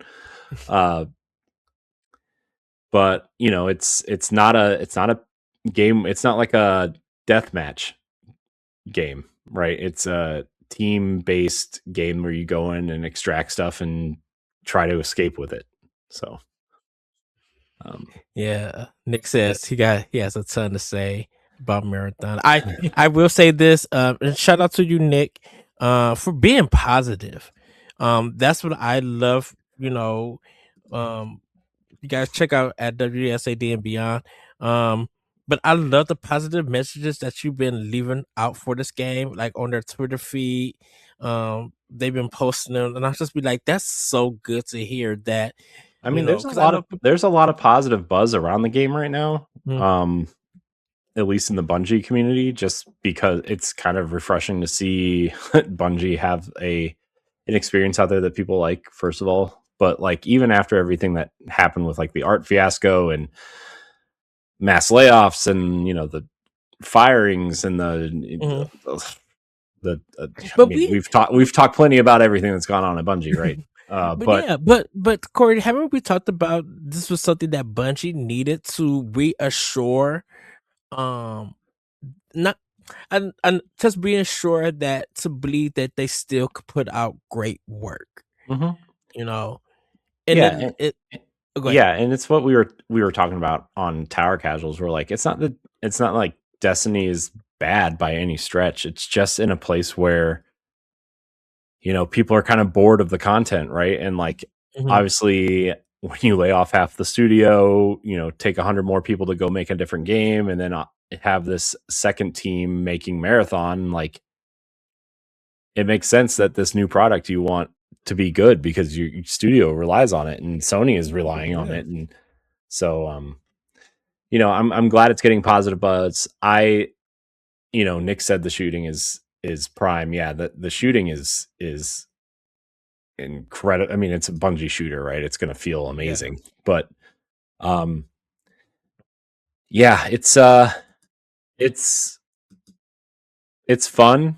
I need to play more of it to get used to the extraction part, and yeah, but I wonder if it has. Could you mention the shooting? Does it? And I know you haven't played any of Insomniac's games, but I always go to Resistance, and no, sometimes I'll go to it Titanfall feels way too. better. It feels way better than Resistance. It feels like Destiny. Like the shooting feels like Destiny Yeah, because because it's Destiny's Bungie. shooting Destiny It shooting stuff feels feels amazing. it feels heavier and more like, Uh huh. how do I want to say this? It feels more um direct is not the word I want to say. Like it Tight in a feels sense, just like it feels not good. it feels more deliberate is what I want to say. Okay. But like obviously like Destiny's guns, some of them have like all kinds of weird stuff that they do, right? Because the Yeah. exotic guns have like, oh, if you shoot this many guys, they have little rockets that fly out, right? Or something stupid like that. Just as like an example. This is more of like, these are guns, these are deliberate feeling guns, and you're gonna shoot people. you know. Um like I found this really cool submachine gun the other day or yesterday, and like there wasn't anything special about it, but it was like a cool looking weapon and it felt really good to shoot. And like the kick on the gun it wasn't like shaking your controller to hell, essentially, right? Like Hmm. it was just really it was just really cool. It's weird because like obviously Call of Duty exists and that game has guns that are intended to shoot people, right? But like Yes. as someone who comes from a Destiny world, or like playing games that don't necessarily I don't really shoot a lot of people, right? Like it was kind of nice to have this cool, clean, vibrant looking game where like, oh yeah, I'm just going to shoot these things and watch their fake robot blood spill out everywhere while I escape with these weapons. But I mentioned Insomniac with Resistance because I think how Insomniac create these odd guns. Like there's a base to them, there's a familiarity to them, but they do something kind of different because of like the alien tech that they're trying to incorporate. And then like with Titanfall too, of course the guns there is perfect. Like there's a well balanced and it sounds good, and it feels like it doesn't feel even though it's video gamey, it doesn't feel video gaming when you shoot them. Like there's just something like, ooh, this is good quality. This is something reliable, and I want to do more of it. I will just have to take your word on that because I haven't played a lot of Insomniac's shooters, but I mean, that was kind of the example I was trying to ask, but you said okay. Yeah, no, understandable. I just didn't play a lot of PlayStation 3, so like, yeah. And the only PlayStation shooting I have is Destiny. Well, yeah, but I meant like a PlayStation proper game. The only shooting that I know anything about is like Uncharted. And it's like that shooting feels like garbage. So it's definitely not about the shooting in that game. Well, because you know, I guess I kind of got like, for me, it's like there's Resistance, there's Titanfall 2, there's Metro Prime, and then there's Destiny / Halo, in a sense. I mean, like, it definitely falls more along like the Destiny side of things. Okay. In my opinion. You know, like it definitely, like if you are used to the shooting in Destiny, it kind of feels more along those lines. It's not like, you know, it's not like it's not like the studio went from making, you know, Destiny to like something fast paced and something like Doom, right? Yes. It definitely, I mean, even the running animations are like ripped from Destiny, right? Like it feels, I know I just said it doesn't feel like Destiny, but like it feels like Bungie made this game, right? And I know people who play Bungie games know what that means, right? Because like when we went from like Halo 3 and Halo Reach to Destiny, we knew what that felt like in a way, right? Where like, oh, the Guardians running animations are clearly ripped from Halo Reach, right? Like those animations are Halo Reach running animations. Oh, that reload animation is like a Halo reload animation, right? Like all that still kind of exists in this world, but it feels different. And I don't know any other way to explain it other than like it feels like a more intentional Bungie shooter instead of like this, you know, space fantasy with, you know, space wizards and worm gods and, you know. I think for me, and I know we're gonna move on for this, I think when it came to just the first Destiny, you know, even though I had my problems with it, it felt different from Halo in a sense. Oh, it really did. But yeah. Especially you know, if you pick something other than the Titan, it definitely felt different. So, and then when I got to Destiny 2, it felt better at that time playing it on PlayStation 4 and then really getting into it on Xbox. Oh, feels so good on Xbox. Where controlling the characters, controlling the shooting on Xbox felt good. But then when you start playing shooters that's like at 60 frames, that feels fast paced, it felt Destiny felt, you know, slower, and just be like, man, this game needs to be faster. So when they upgraded Destiny, like I think Xbox One X, or it may be a Series X. It was Series. It was when they moved to next gen is when I got the bump to 60. Yeah. Dude, playing that mug on 60 changed that game forever. A playthrough. Just be like, oh, it feels much better. Yeah, and I think Marathon actually is going to have a 120 hertz mode on console. Ooh, I think. Don't quote me on that. I think it's going to though. Is it? But it's just at 60 now, right? Yeah. Yeah. And Nick, if you're still in the chat, can you let? Oh, he's here. We're talking about Marathon. He's here. I feel his. I feel his presence. If you're still in the chat, need to know that is there a frame rate for it? Like, is it at 60 or is it at 120? If you're watching, on PC, live? You can. It's unlocked. I think it's unlocked. It's PC. I know you can go as high as your PC can handle. I'm okay. Yeah. I didn't know if they did the breakdown of what you need for it for PC. Oh, I'm sure they do. I'm sure it is on their website. I'm sure, but so I'm assuming that we'll probably hear more throughout the week But big congratulations to Bungie. I haven't heard any server problems yet. Yeah, I haven't For either. it, Hey which man, is they have like a lot of really open good. servers from Destiny not being used, so they just shove them over. I mean, That was mean. I'm sorry, that was mean. But seriously but though, it, like I mean, but Corey, they needed. actually, is it? I was about to say, I'm just like, is that shade or is that true? Because I know you're about to say it's probably something that they actually needed, and I'm not mad or anything.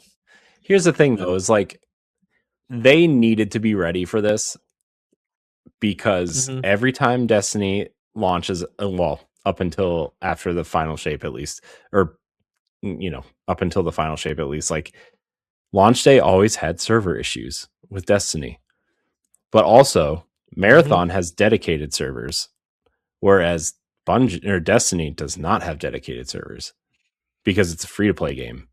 And so, like, all this has something to do with it, right? Like, oh, it's nice to have dedicated servers and having enough dedicated servers to where your product works when you're doing the server slam, right? Like, it's just, and again, I played it like a couple hours after it went live. So maybe at launch proper, maybe they had a little bit of a hiccup, but I didn't I experience any hiccups. I didn't experience any loading issues. I didn't experience any crashes. I didn't experience anything. uh, just reading off of Nick's messages, I didn't hear any about crashes or anything either. I was even actually looking up on Twitter and was looking at Blue Sky. I didn't really check Facebook or anything, but I'm just like I haven't heard anything about any crashes. So it looked like the launch was successful and stuff. I don't know what time it actually launched on Friday. Um, or was it Friday It was or was it yesterday. Thursday? What was yesterday? It was yesterday. Whatever yesterday was. Friday. Yeah, Yeah, Friday. the 27th. So because I don't know what time it went live. I Mhm. was expected to go live. Maybe I thought it would be live like around 7 in the morning or 8 in the morning, but they probably did it. I don't know how all of that worked or Yeah, I anything. mean they had launch times listed on their website, so like I don't Okay. know what it was, but they definitely had it, and I definitely got emails about it too. And I'm like, jokes on you. I'm working until tonight, so it doesn't matter. But you Um, have it installed I by time. nobody pays me at all to play their game, so like you get my opinion when I have time. Well, I will say this. That's really good to hear about Marathon. Um, I can't wait to hear more. I can't wait to read the review. Everybody, if Yeah, check out Thomas.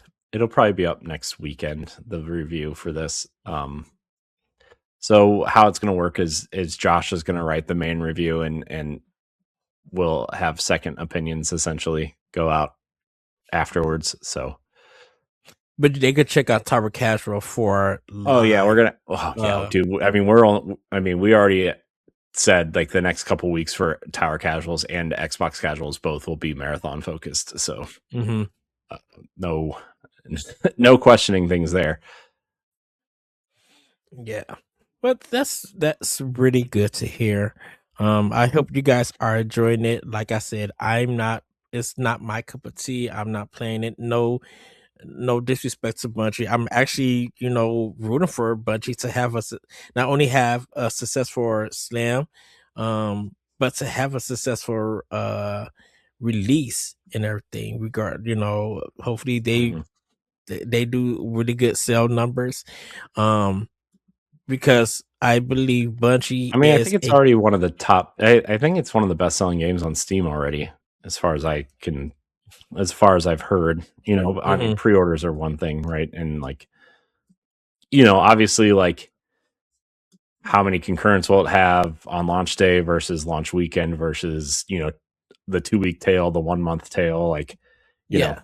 when is the marathon that has lost 80% of its player base article going to go up by every website ever made because that's just how they get clicks. um Mm. but I again, big fan of Bungie. I mean, I've been open and saying I know people that work there. I have for a long time. I want them to succeed. I want them to have the very best launch they can.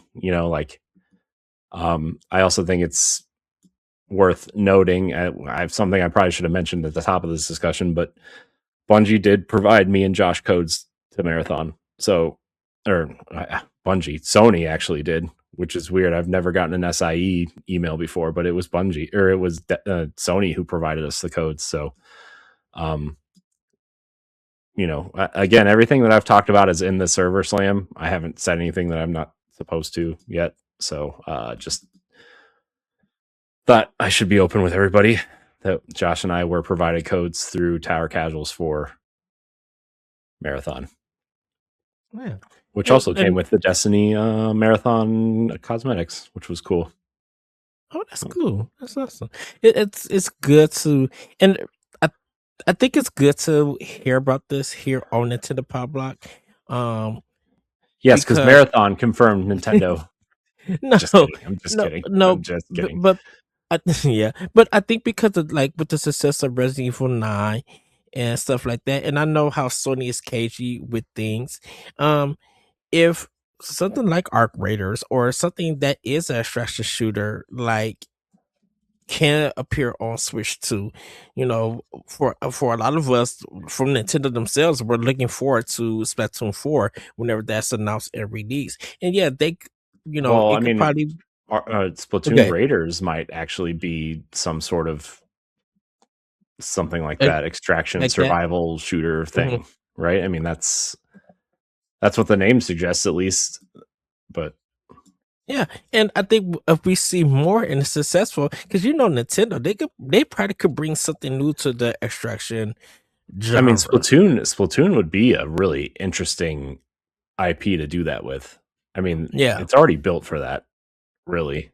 But because we know I think people will be confused on well, how would that work? The main thing with Splatoon is how much you could cover the base with your team's paint.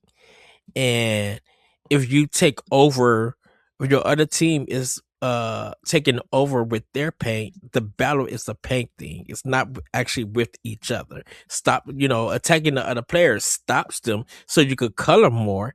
But the other team also has a chance to fix that and put in their paint and stuff. It's about the paint and coverage. It's not about the weapons, getting what you need to do to get out and stuff like that. Unless Nintendo is doing something very different. There's a basis, but they're expecting it more of that. Maybe a lot of extraction developers who make games like that don't be like, oh, Nintendo got this figured out. Oh, that's a cool idea. Maybe we could tweak that and put it in our game. Yeah, I mean, plus Nintendo would add their own little twist to it, right? That's just but yeah, that's my initial impressions of Marathon. Nick, you should come on Boss Rush and talk about it with me and Laurent this week if you're available. Yes. No obligation, obviously, but we would love to have you. So especially since you're the PC guy and you and Laurent can, rub your RAM sticks together or whatever you want to do. I don't know. I don't know how that works. That's a little bit whoa. But you know what, Corey? I will say this before we move on. That would be something I would love. I would love to have Nick come on Boss Rush. And because I think, are you playing? Maybe we can have an or Xbox. Me? I'm playing on Xbox. So I think no, because LeBron is probably playing on PC. Because I would love to have it. I would love to have it where the three of you guys, or whoever's playing on PlayStation. I mean, I would love to stream it. I would love to stream it with a team, and maybe, I don't know. Obviously, Laurent is busy with stuff. We'll probably do some sort of stream next weekend on it at some point. You mentioned something, expansion pass. Yeah, I mean, if Nick wants to come on and talk about it and he can't make boss rush, we can do a expansion pass on it, maybe. Yeah, I'm fine with that. I'm cool with that. I'll take a break off and you guys go at it. Because I really want to hear from PlayStation, Xbox, and PC. Like, and just talk about the experience that what you guys are getting off that platform, and then what is if worse that? comes to worse, I can play on PlayStation. It's not that big a deal. Like I mean, the server slam is free for everyone. I can play on PlayStation and talk about that too. But, you know, I just prefer the Xbox controller for shooters. Yeah. So, but yeah. Well, Corey, how about we get into just so that everybody know, I did just pre-order Pokemon Pokopia, so I will be talking about that Great. next time. Can't wait to hear you talk about the weird Ditto kid.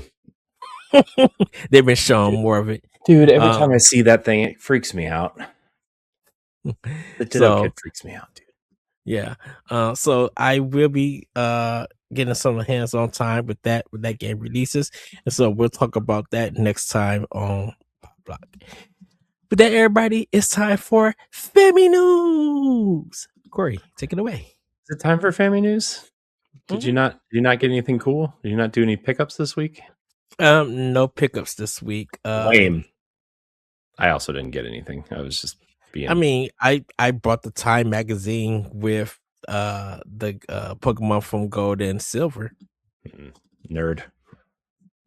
Well, I'm glad that I did buy it because I went to work and we have our little magazine stuff in front of us, and they came in and took it. I'm like, where's the Pokemon magazines at?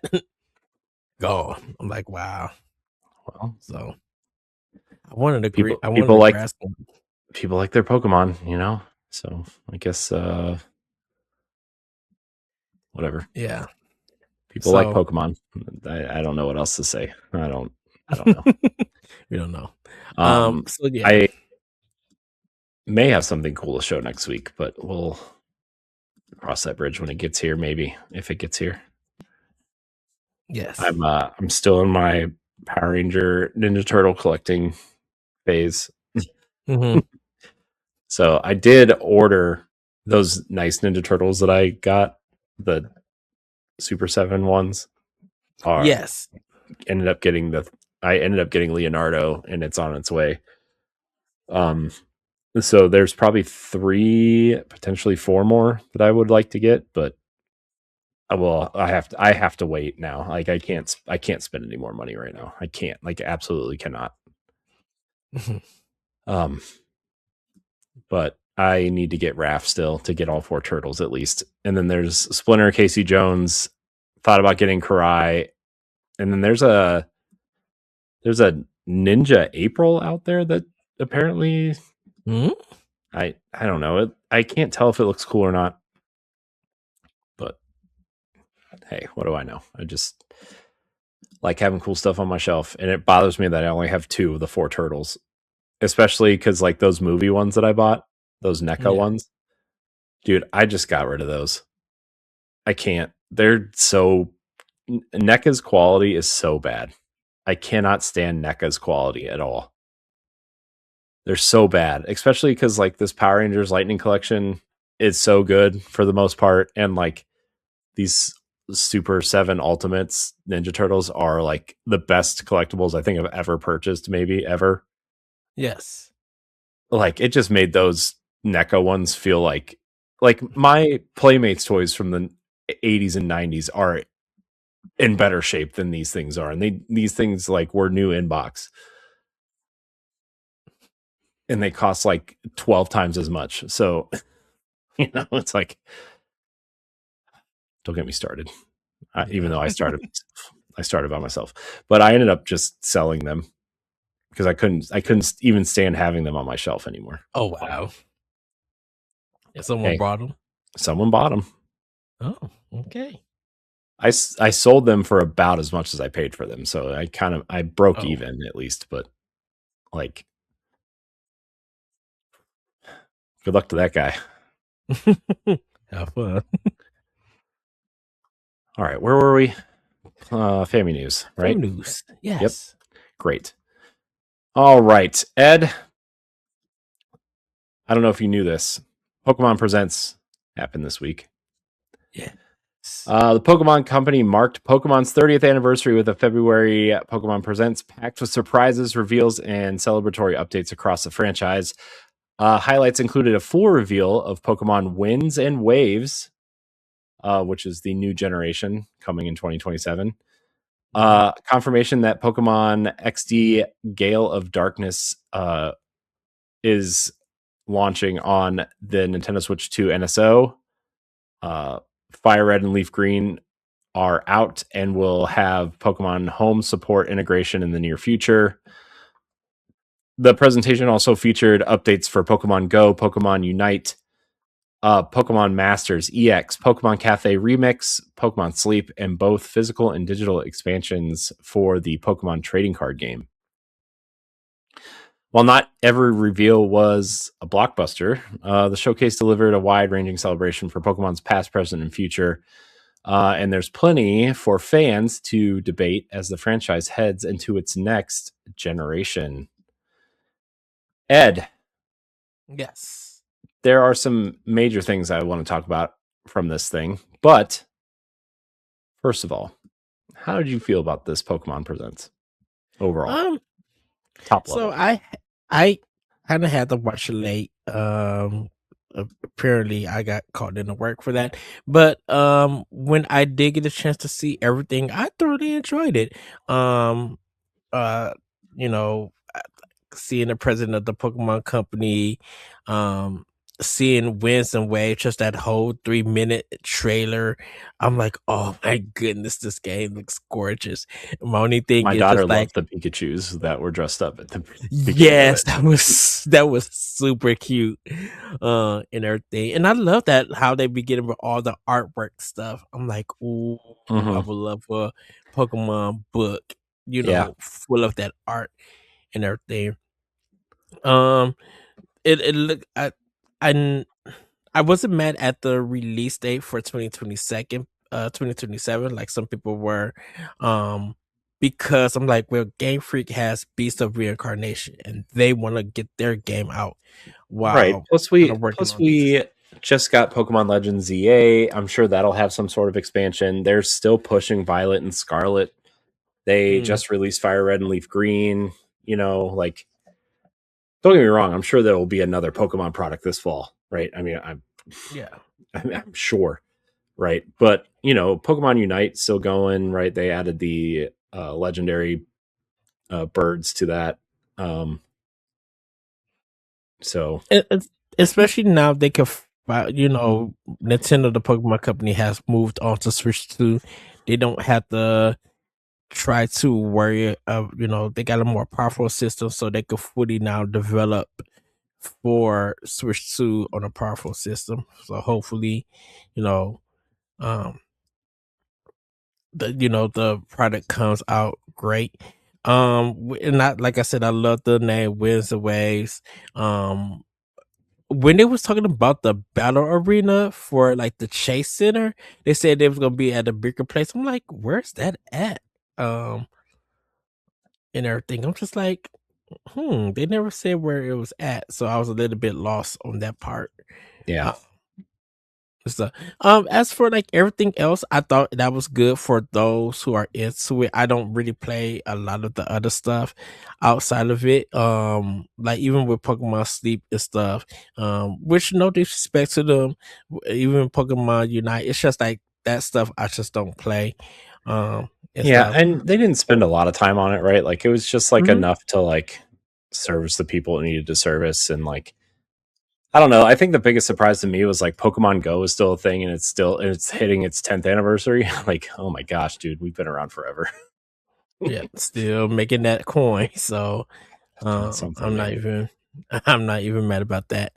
But I thought this was a great presentation.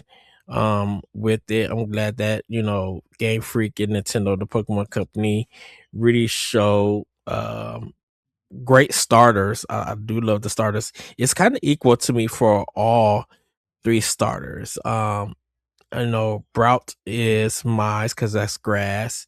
Pom Bomb was just getting mad love.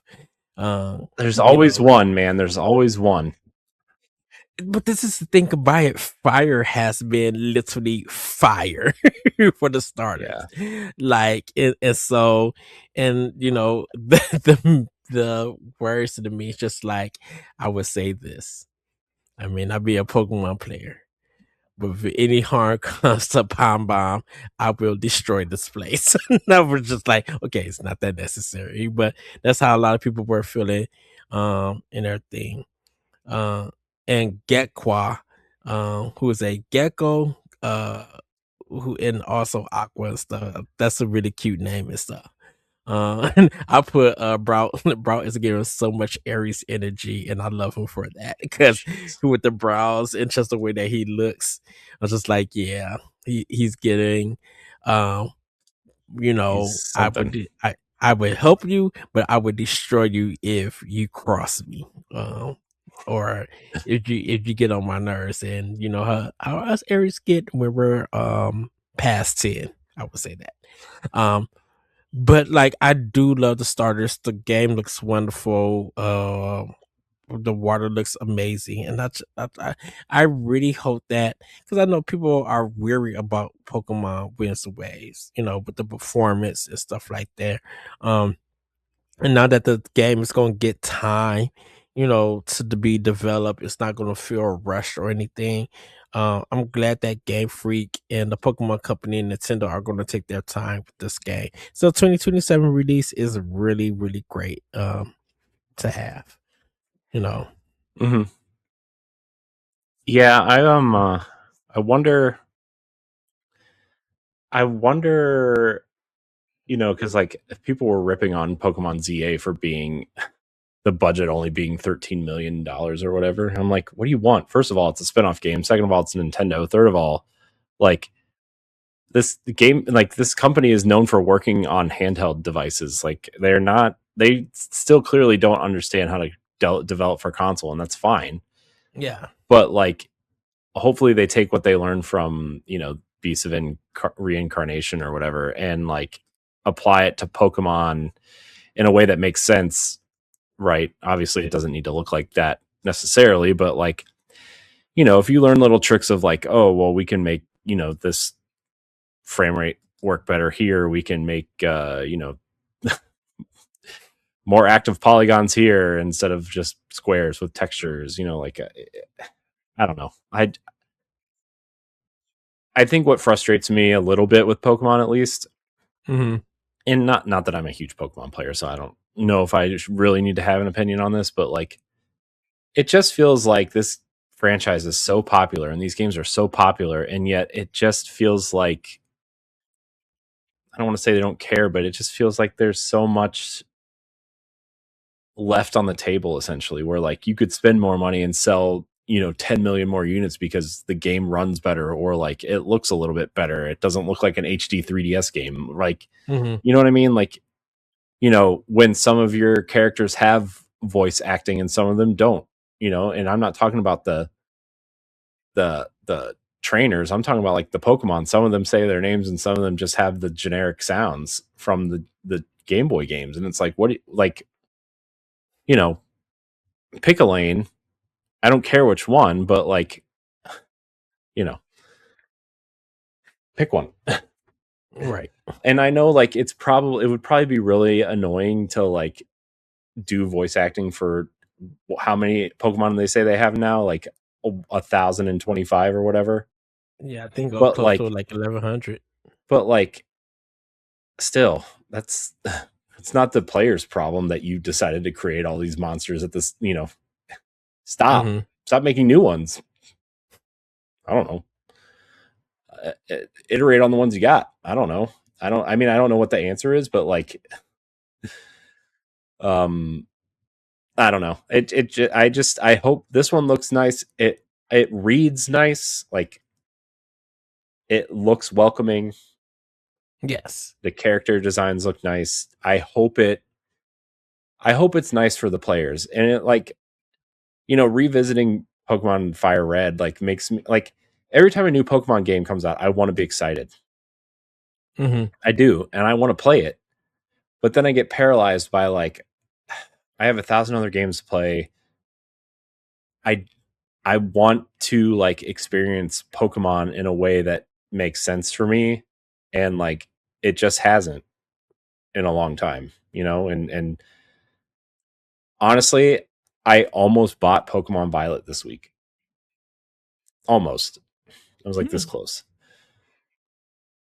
But I'm gonna play through Fire Red, see how I feel afterwards, and maybe I'll get, you know, Violet or Scarlet or one of those and try to get back into this franchise that I want to love and I used to love.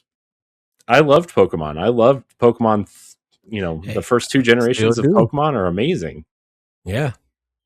And like the other thing that I really want to do is like, especially after playing Animal Crossing with Riley today, like I want to experience it with my kids too, because like they love Pokemon, not the games, but like Riley loves Eevee for some, like loves Eevee.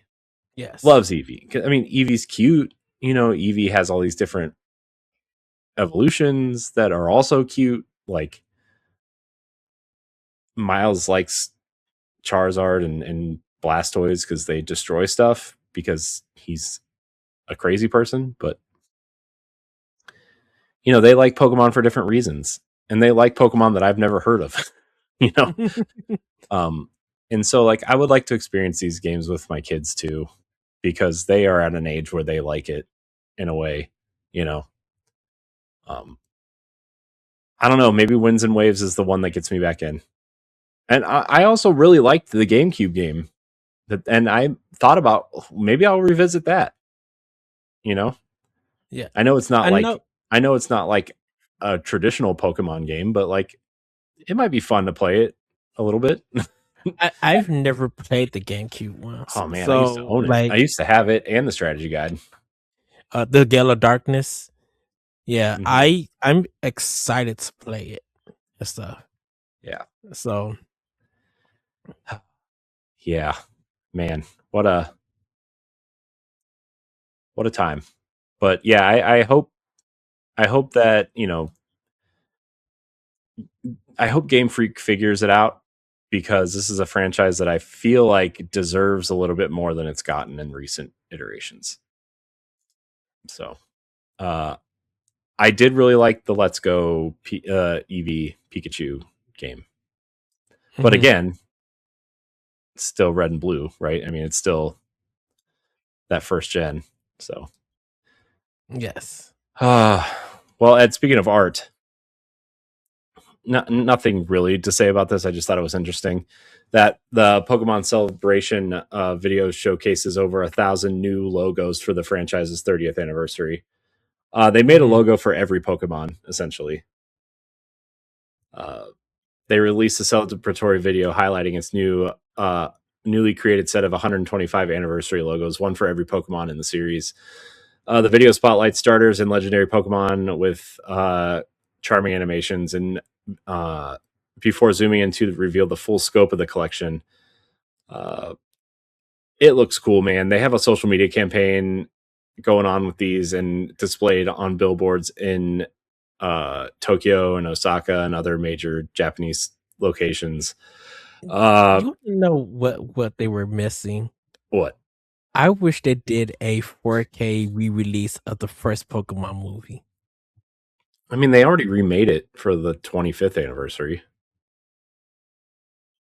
They remade the first movie? Yeah, they did like a whole CG they redid the whole movie in like CG animation. I didn't know they did. I thought it's on Netflix. It was on Netflix. I don't know if it is now, but it was, and I heard it was pretty bad. Because I would love to have like a new Pokemon movie again. Aren't they a transition for like, because like I've been going through some old episodes. I remember we talked about them like sunsetting the original Pokemon series after so many years, and them doing a one starring another Pikachu, Captain Pikachu, essentially. Yes. Did that ever happen, or is this just kind of like a thing that sort of happened, but nobody really cares about?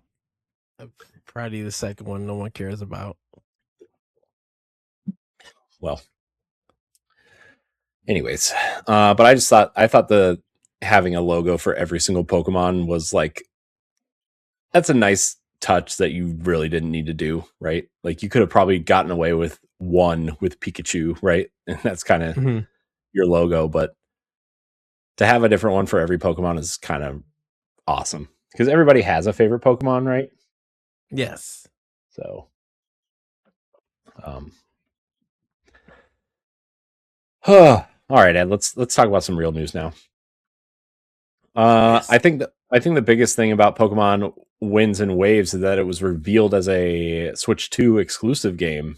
It's not coming to Switch 1. It will have a global simultaneous release in 2027, developed by Game Freak. It will not be cross-platform. The marketing was clear that they are moving away from the original Switch hardware, unlike Legend ZA, which is very different for Nintendo and Pokemon Company to do that, move away from old hardware. Because remember, Ultra Sun and Ultra Moon came out on the 3DS well after the Switch released, right? Like that was like one of the last, I guess, major releases on the 3DS, but it still came out on 3DS because there's 80 million of them out there. Right. So was this Sun and Moon a sequel to one of them? Ultra Sun and Ultra Moon was a sequel to Sun and Moon. So okay. So yeah, I mean it was that kind of sequel thing. But yeah, usually the first generation that comes out after a new generation of hardware is on the last generation. And considering that the Switch, considering what they did with Pokemon Legends ZA, and considering that the Switch 2 is backwards compatible for the most part with Switch 1, like, I don't know, kind of would have made sense to make these for Switch 1, but like, to me, that tells me they're putting a little bit more care into this. And yeah, I don't know. We already talked about the starters. I think that this will be a nice change of pace for them. I hope that they utilize the power of the Switch 2 and not just kind of like, because that's kind of been the biggest criticism of the Pokemon games, that they just kind of look like HD 3DS games, right? And like, yeah, I don't know. I want it. So far, what they've shown looks nice. They look really nice, and I hope they play nice. So, I don't know if you have anything else to say about Winds and Waves, Ed, but it is worth noting that it is skipping the Switch 1. Yes, and I think that makes sense because I think a lot of Nintendo and other developers and stuff are trying to move past the Switch. And I think when more development kits get out, hopefully Nintendo could get more development kits out, there'll be a full transition away from Switch 2. But it may not happen until, actually, Corey, I think it probably won't actually happen until 2027. I mean, that's fine. They said the Switch was going to last for 10 years, and this is year 9. So, I mean, I don't care either way. I told you, if they're going to remaster or remake any old games from like the Wii or GameCube era, it totally makes sense for them to go on the Switch 1, right? Yes. But also like new rumors are suggesting that which I couldn't find. I heard this on a Nintendo podcast that I was listening to earlier this week. But I couldn't find like a source, like the main source that they were using. I couldn't really find it, so I didn't put it in the news. But basically what they had said was like Nintendo has kind of reiterated that Virtual Console, they're really going to not do the Virtual Console thing, and that all their classic games will be on NSO at some point, including, and then they started talking about Wii and DS and 3DS, and like kind of hinting that the Wii and the DS consoles are coming at some point. But this was an interview apparently with like Gamatsu or something, but I couldn't find the link, so I didn't use it. But But I think we knew about the retro console. I think once they put yeah, we all the definitely games did. But out this in was the new like them ones. explicitly mentioning like Wii and handheld titles, like later gen handheld titles. So it's like, oh, Mhm. well, what does that mean? What does that mean? You know, but whatever. I guess it's not I really that mean, important at the moment until they announce it. But it really uh, for us that means it allows that because once we come out, that's the last gen. Because we talked about Wii U, kind of most of have that library is already on Switch. And so they could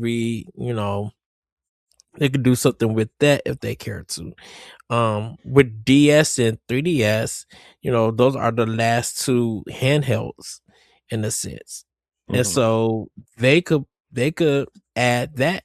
And once that's added on, most of all of NSO, most of Nintendo's history stuff is there. The only one that would be missing is like the 64DD and like the satellite view.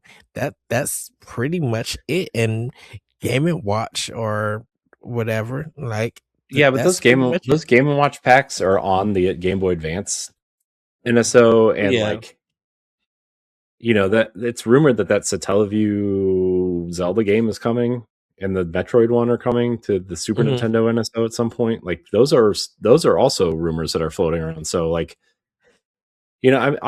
I think, I mean, Nintendo still has a ton of stuff they could pull from for like NES and SNES and N64 and stuff, but like I mean, they still got an they're arcade line they could put out. well, Hamster's kind of been doing that though, right? I mean, they put out the Donkey Kong arcade stuff and the Mario arcade stuff. Yeah, So but like, did they? Oh, yeah, Hamster did. But I'm just like, dude, that the Mario Kart, Bandai Namco stuff, I mean, that would be Luigi's cool. Mansion by Capcom, um, Yeah. the I wonder if Iron, they would ever release those on console. right? But I also The wonder if they make too much money in arcades still for those. Like I mean, I don't know what I know it's clearly not their primary business, but mhm. like I wonder if those machines make them like I wonder if they make them enough money to keep them off of the Switch too, right? Like I guess is what I'm saying. Cuz like that Mario Depending, Kart game would be awesome, or at least like put those courses, like when they announced the DLC for Mario Kart 8, I thought a mhm. lot of those courses were going to be from the arcade game, and they weren't. They were from the mobile game. Yeah, Uh because like, well, the Mario Kart one, it has like the pictures, the face pictures you could do, and you could put them on those are like not drivers, but they let you know on top of the head or where you were at in the race and stuff. So I don't know how Nintendo would handle that. But like Punch Out, you know your main character, he's like iron built, like the iron kind of design, kind of built and stuff. Um, Killer Instinct, the arcade version, that never really got a release. Um, because because Killer Instinct on N64 was only Killer Instinct 2, I believe. I know someone said Killer well, Instinct Gold, but I'm well just like, there was I mean the first Killer Instinct was on Super Nintendo, I thought. yeah, but the arcade version never. When the Well, it's in Rare Replay N64. now, right? Like it's in that collection Oh, now. mm, y- Some There's a lot of Killer Instinct in that Rare Replay collection. I don't know. I don't know the it may history be of the Killer arcade. Instinct to know that Yeah, much, but you know. yeah, because I would have to look at the Rare Replay version. I forgot which version they actually had Well, on that there's one. 2 or 3 of them in there. Yeah, well, there's Killer Instinct Gold, and then Killer Instinct 2 should be it. But yeah, There's 2 or 3 on there. So I know Killer Instinct and Killer Instinct Gold are on there. So I don't know about yeah, the. because I think Killer Instinct 2 is on NSO for N64. But not the arcade version. In a sense, I think they made some changes on the N64 version, but I'm not sure. Yeah, I just think that like Nintendo Arcade division, which doesn't have a huge lineup in a sense, Mhm. should like come to the console because I would love to play Luigi's Mansion again, the Capcom one. That was really really fun, and I want to like beat it and stuff. Yeah, I wonder if they could do something interesting and like use mouse controls or something, or like motion controls for those. You know, like I wonder. Get the wireless vacuum cleaner, like a small little vacuum cleaner Gosh, jetpack. yeah, they could definitely sell an accessory. Don't give Nintendo an excuse to sell another accessory for through NSO, Ed. And how My quickly wallet we can't handle another $100 accessory. that's look. That's what I was about to ask you. Just like how quickly will we order it? Look, unless it's a second screen for DS and 3DS games, please don't sell another accessory. The must is going to be so hard to find if they do that. What, the screens? Yeah, I don't think so. do If you have to buy them through NSO, I doubt it. Because you would have to buy them. You have to have an NSO subscription to buy any of the accessories. Yeah. So like, I don't know, man. The Virtual Boy and the GameCube controller were both. I didn't have any problems getting those, which I thought the GameCube controller was going to be extremely difficult to get, but it was not. Also, they put limitations through accounts to get those. So yeah. So, well, I guess we'll see. Yeah, I guess. But okay, Ed. Speaking of accessories that we don't need, Pokemon-themed mini Game Boy music players were revealed for the franchise's 30th anniversary. The Pokemon Company has unveiled that Pokemon Red and Blue Game Music Collection. It's a Game Boy jukebox, a novelty mini Game Boy style music player that plays classic tracks from Pokemon Red and Blue. But here's the catch, Ed. 45 collectible cartridges. Each having their own song based on a different region, gym, or battle. It's priced at $69.99 in North America. It will focus on authentic chiptune audio rather than gameplay, with original composer Junichi Masuda noting special care was taken to replicate the Game Boy sound, making it a nostalgic display piece rather than a functional handheld console. So, yeah, have fun getting those cartridges, everybody. Yeah, I would. Because I think they're selling the cartridges separately, aren't they? Like it comes with some, but you have to like buy the other ones. I do not know. Yeah, I'm not 100% sure how that's working either, because I can't imagine it's going to have 45 cartridges in the same box. Right. And why not 46? Because I'm just like, okay, they're supposed to be red and blue. Okay, cool. Well, I mean, like, duplicate. I mean, the music is all the same in the games. The music, the games are the same. It's just which Pokemon you catch in it are different. Well, I that's what I'm saying. I don't know if the red and blue cartridges are going to have the same soundtracks, or are they going to be different? Oh, because each cartridge has a different song on it. It'll there's only going to be 45 total cartridges. What color is on the front is going to be that color for everybody. I just don't know if you have to buy them all or not. Right, because I'm just like this. They were only showing like red and blue. They weren't showing different color cartridges. No, they're only red and blue. It's only for Pokemon. Right, but I'm like, what am I? If I get this blue cartridge, is those same tracks are going to be on a red cartridge, or is it going to be different tracks? No, each cartridge only has one track on it. Oh, I thought it was going to be multiple tracks. No, each cartridge only has one track on it. That's the point. You have to collect all the cartridges. I don't know if they're selling all the cartridges together or not. That's the problem. Okay. That was the confusing part. I didn't know.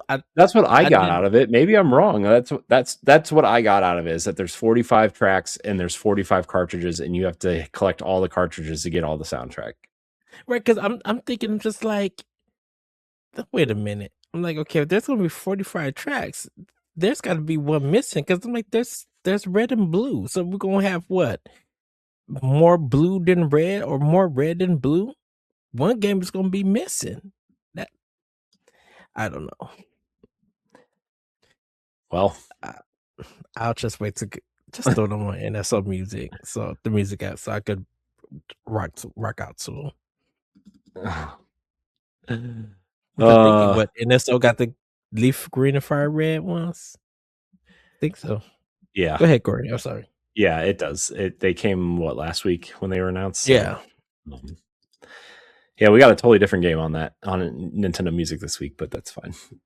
A good one, but not one that kind of random to put on there at this point, but it's fine. Pretty All much. Right. So Ed, speaking of Pokemon collectibles, we have two other stories here about collectibles.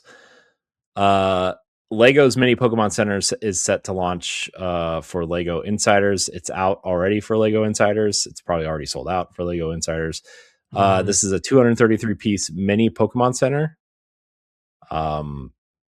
It has sliding doors, a healing station, a seating area, and a PC inside.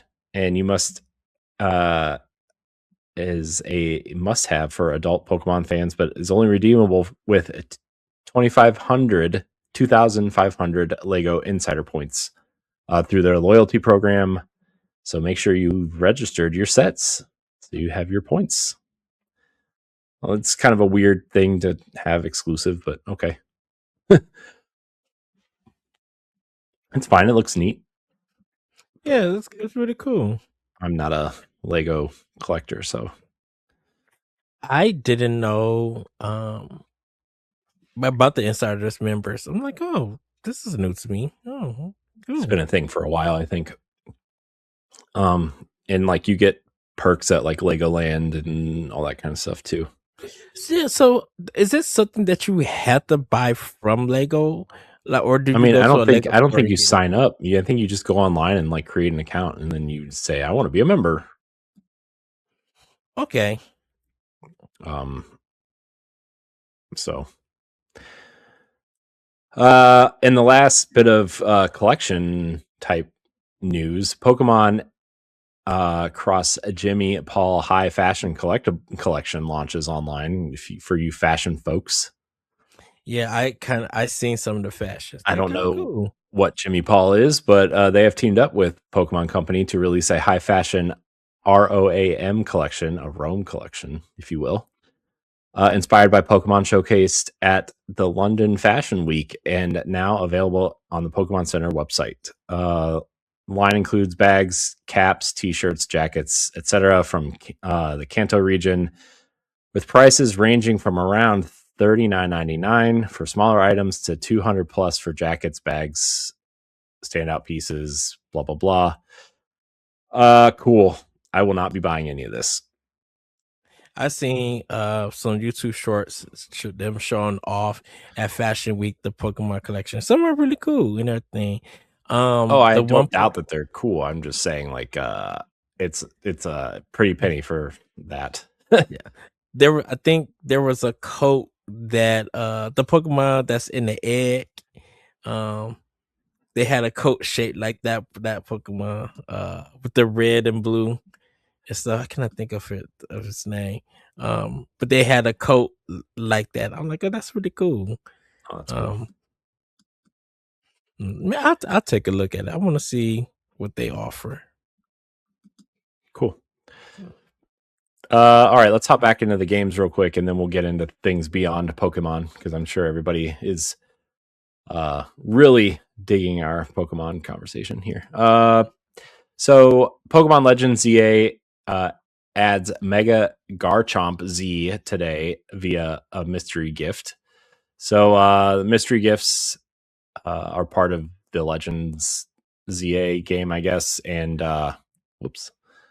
and the gift event introduces Mega Garchomp Z to Pokemon Legends ZA, giving Gen 4 fans a faster hovering pure dragon type evolution exclusive to the Mega Dimension DLC, which players can unlock by entering a special hyperspace dimension. So sure. Yeah, great. Yeah. And the last kind of bit of news here for Pokemon, Ed, is that Pokemon Champions, the game that's been on an eShop coming soon, release calendar for quite some time. Is set to launch on Switch in April.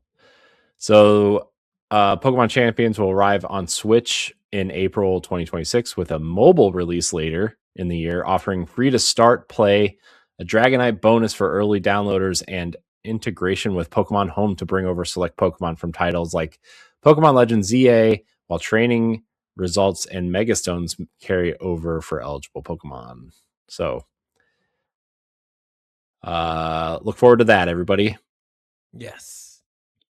I think that's it for Pokemon news, major news at least. There's probably some more that minor news. Oh wait, I forgot the Pokemon Pokopia trailer. I need to talk about that. It's launching this week. I can't believe this game's already coming out. I feel like this year is also going by so fast. Pokemon Pokopia launching on Switch 2 on March 5th. The Pokemon Company's latest trailer reveals new companions like DJ Rotom, who mixes your in-game soundtrack, and Chef Dente, a culinary ingredient, while showcasing expanded cooking mechanics, multiplayer features, and playful hide-and-seek interactions, giving fans even more reasons to be excited about this adorable adventure. The Ditto Kid freaks me out, Ed. I'm not gonna lie to you. I'm super excited for this game. I think it's good for us, Corey, because you'll have Marathon Friday. I'll have Pokopia, and I'll be off that day. So maybe we'll talk more about that on Pow Block. Yeah, I mean we'll talk about it at some point. Here's the thing: I'm not against this game at all. I think it looks actually like. And actually, if I wasn't already playing Dreamlight Valley and now Animal Crossing with Riley, like I actually thought about getting this because I enjoy a good life sim. It might be a different kind of whatever, but it's a wait and see for me now because there's just too much else to play and do and everything else. So, but I hope it's fun. I think the ideas are cool. I think a lot of the quality of life things they seem to be fixing from other life sims, like when you cook, for example. One of the things I saw was when you go to cook things, it uses things that are in your inventory within your home or whatever instead of in your actual inventory, which is nice. Like Disney Dreamlight Valley just did that, and it's been out for 3.5 years now. Like they just added that in November. So like there's stuff like that. I'm like, yeah, I appreciate that from the get go. More people should definitely do that. But and then Cuisinaire does the same thing, kind of like that. Or if you have like extra stuff in your storage, it'll take it so that you can continue to cook without worrying about anything. Mm-hmm. Yeah. So, all right. Let's move on to some other non-Pokemon news. Yes.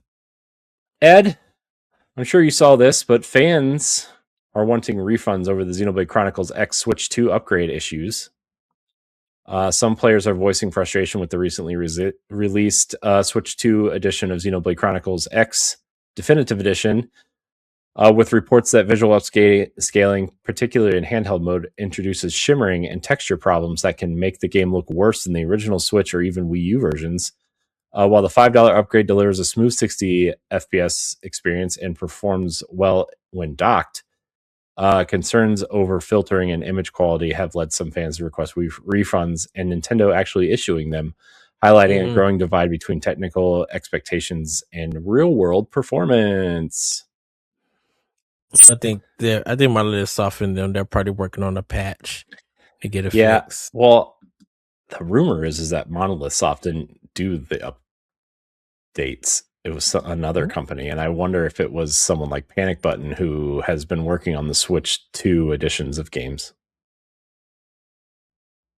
Or maybe that company they bought in Florida right? Remember they bought that company that's located in Florida to help companies port games to Switch 2. Yes. I wonder if it's, they haven't come out and confirmed or denied anything of who worked on this, but I wonder if it's something like that, where like they just, whoever was working, because I feel like, especially Monolith, if they were working on this internally, like I wonder if they like they wouldn't have let this work. You know, they wouldn't. They care too much about the quality of their games, whether you like them or not. It's a different story, but like, I feel like they would have not let this happen. So, I don't know. I still bought the upgrade because it's $5, dude. I'm like, yeah, it's sitting on my Switch too, so I haven't done nothing with it. I'm like, I get to this when I'm ready. I need to. Man, that's a series I need to. That's a series I would really love to like double and triple down on. But I need to finish 2 and 1. All right, Ed. Let's talk about some classic Marvel games. This got me really excited when I saw this. This shocked me. The Marvel Maximum Collection brings 6 classic superhero games to the Switch. The X is capitalized. I thought it was like, oh man, a ton of X-Men games, except like only one of them is a X-Men game. So I don't know why the X is capitalized, but Limited Run Games has teamed up with Marvel and Konami to announce the Marvel Maximum Collection, a retro anthology coming soon to Nintendo Switch and other platforms, featuring 6 classic Marvel titles spanning arcade, NES, SNES, and Genesis eras, including X-Men, the arcade game, the 6-player version with online multiplayer, Ed. Yes, give it to me. We are streaming that. I don't care how we do that. Yes. Spider-Man and Venom, Maximum Carnage, Silver Surfer, and more. The Avengers, Captain America and the Avengers is also on this list, which is the lesser known arcade game. But yeah, man, I can't wait. It has modern enhancements like online play, rollback netcode, save states, rewind, display options, digital museum, and a newly composed music by Chris Hulsbeck. Now, so that everybody know, I'm assuming that Limited Run. I'm assuming that Konami is doing the publishing and somehow got the rights, because Konami's only they only own X-Men, the arcade game. Everything else, I believe, is from Acclaim. Well, Acclaim. Marvel owns this stuff, right? Like that's the big thing. So right? so that was the question at the time. My question when I made this confusing, because I'm like, well, Konami didn't produce all the other work.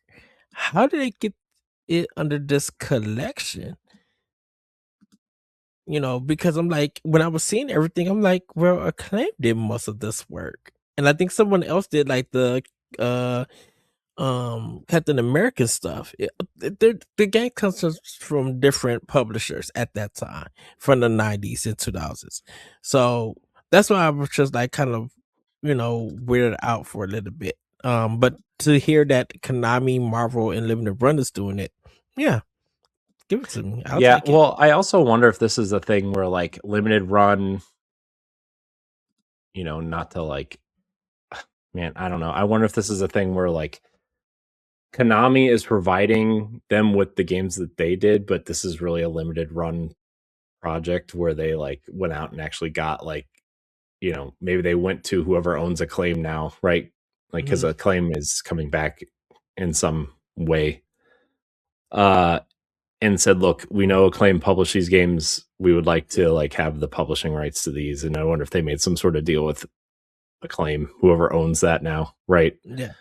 Because, I don't know. I wonder if it's some sort of thing like that.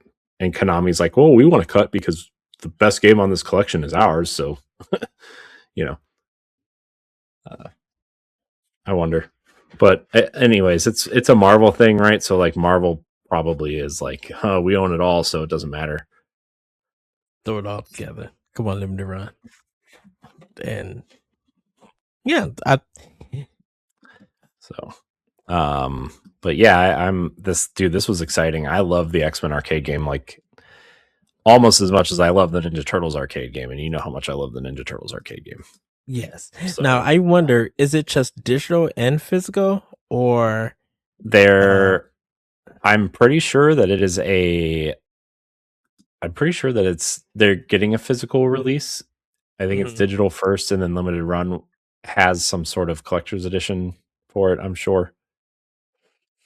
because I'm just like, because I'm just, dude, I can't see this. I can't see this being only digital. You know, like especially if limited run is doing this, like there's no way. So that's my opinion, but because I'm just like, do I just buy it physically? I mean, do I just buy it digitally, or I mean, I'm just gonna buy it digitally, and if the physical edition is worth getting, then maybe, right? But you know, as of right now, I'm just gonna put it as digital. I think same here. Yeah. So, because as much as I played the X-Men arcade game, I never got a chance to beat it. And so this is my chance to beat it. Oh man, dude, we're gonna stream that too. Write that down. Yes. Write it down. Let's see. What else was I? Right. Okay. Final Fantasy news, Ed. Let's move on to that. Also, shout out to Maximum Carnage. It's not an amazing game, but it's one I remember. It was a Genesis game with the red cartridge. I remember. I thought that came out for Super Nintendo also. Maybe it did. I had it for Genesis, so I don't. Yeah, because they both had the red cartridges. Yeah. So shout out to that game too. All right. Final Fantasy VII Rebirth, Ed. Yes. We know this trilogy is coming to Switch 2. There was an interview with director Naoki Hamaguchi, who described the larger, more detailed open world zones as challenging production process. But the team is optimizing the game to balance stable performance and improve visual quality. And they confirmed that both Rebirth and the trilogy's third installment will deliver the same gameplay experience as the other platforms, and they will continue to target a consistent 30 frames per second on Nintendo Switch 2.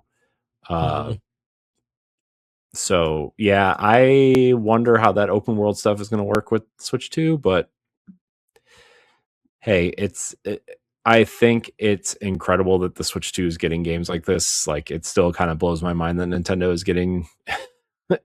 I mean, it was weird when we got Doom and The Witcher on Switch 1, but, you know, we're going to continue to get these games, and, you know, Resident Evil seems to be performing well, and I don't know, man. I'm just, I'm glad. I think Final Fantasy VII is probably the most intense project for this console so far, but I think it also helps that they're using last gen Unreal Engine 4, which is proven to work on Switch 1 as well. And they also have it heavily modified for what they need it to do. So, yes, you know, and that runs on lower end platforms, right? So, yeah, cool. The game key card works. Yeah. So it's also worth mentioning that Final Fantasy VII Remake Integrate claims second place on the January 2026 US charts for Nintendo. Sort of second place, just behind Pokemon Legends ZA and just ahead of Donkey Kong Bonanza, while also breaking into the top 10 best-selling games for the month. Overall, the resurgence obviously is attributed to the combined sales of Nintendo Switch 2 and Xbox versions amid a month of Switch 2 hardware spending. Helped offset declines on PlayStation 5 and blah, blah, blah. So, yeah, I mean, people clearly wanted this thing, right, on Switch 2. I think we saw a little bit of people wanting it portably because of the success on the Steam Deck, right? And so the fact that this is I'm shocked that it's that high, honestly, a little bit. But good for them. You know, I mean, they've been wanting more sales out of this series. It hasn't met expectations, but we all know Square's expectations for things. Of course. So who knows, right? But good for them. I'm glad that it's succeeding. So yeah, like I said, I'm enjoying it, dude. It's yeah, so I'll good. get to it eventually. Ed. Stop yelling at me. Gosh. Oh man. All right, let's move on to another favorite Japanese publisher of ours, Bandai Namco. Yes. Have they accidentally teased Dragon Ball Xenoverse 3, Ed? Bandai Namco appears to have hinted that its upcoming 2027 project, Dragon Ball Age 1000, could be Dragon Ball Xenoverse 3, after its Southeast Asia YouTube channel briefly added the Age 1000 trailer to a playlist titled Dragon Ball Xenoverse 3. While the developer has not officially confirmed the title, the game promises a new Dragon Ball world with original characters by the late Akira Toriyama, and more details are expected at Dragon Ball Games Battle Hour 2026 in April. Man, Battle Hour. Sounds crazy. Yeah. Oh, sounds crazy. What if it was like they're evil? But I guess for Dragon Ball games? Question mark. I mean, yay. I don't care about Dragon Ball at all, honestly, but look, if they are doing this, then cool. I'm all for everyone succeeding in a way that makes sense for them. And Dragon Ball games sell well, and we know that Bandai Namco needs money. So why not? Seems like a layup for them. People like the Xenoverse games, right? I think. Yeah. So. Yeah. Pretty much Bandai Namco is the only place that you could get most of the anime style games anyway. So yeah. All right, Ed. 2 more news stories here. One is sort of interesting. The other one's more of just like look what Capcom did. Digital Foundry praises Resident Evil Requiem Switch 2 port and calls it impressive despite some frame rate wobbles. Digital Foundry's tech analysis of Resident Evil Requiem on Switch 2 highlights Capcom's success in preserving the game's core visual identity while leveraging DLSS to upscale docked and handheld resolutions, resulting in surprisingly sharp graphics despite internal resolutions of 540p and 360p, though frame rates remain inconsistent, often dipping below the 60 FPS target. I'm shocked that it's running close to 60 frames a second at all, to be honest with you. Minor visual cutbacks aside, level loading and save times are notably fast, making this one of Switch 2's strongest,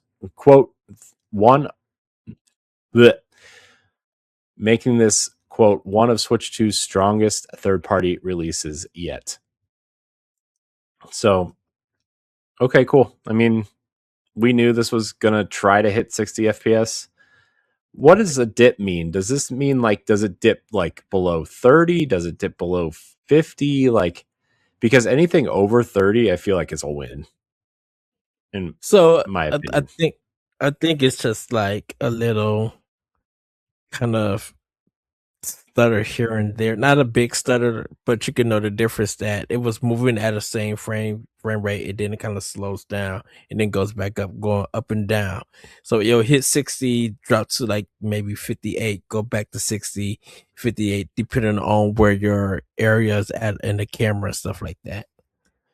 If it was a consistent 60, or even let's just say 45, because that's kind of like the first FPS that people want them to hit. If it was a straight 60, it would just be everywhere you go, the bar would never drop, and everything.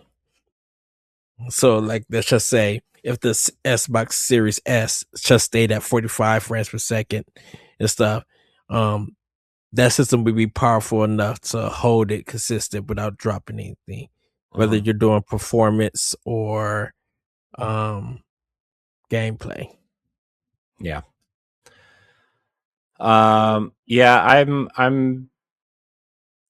I wonder, man, I wonder how.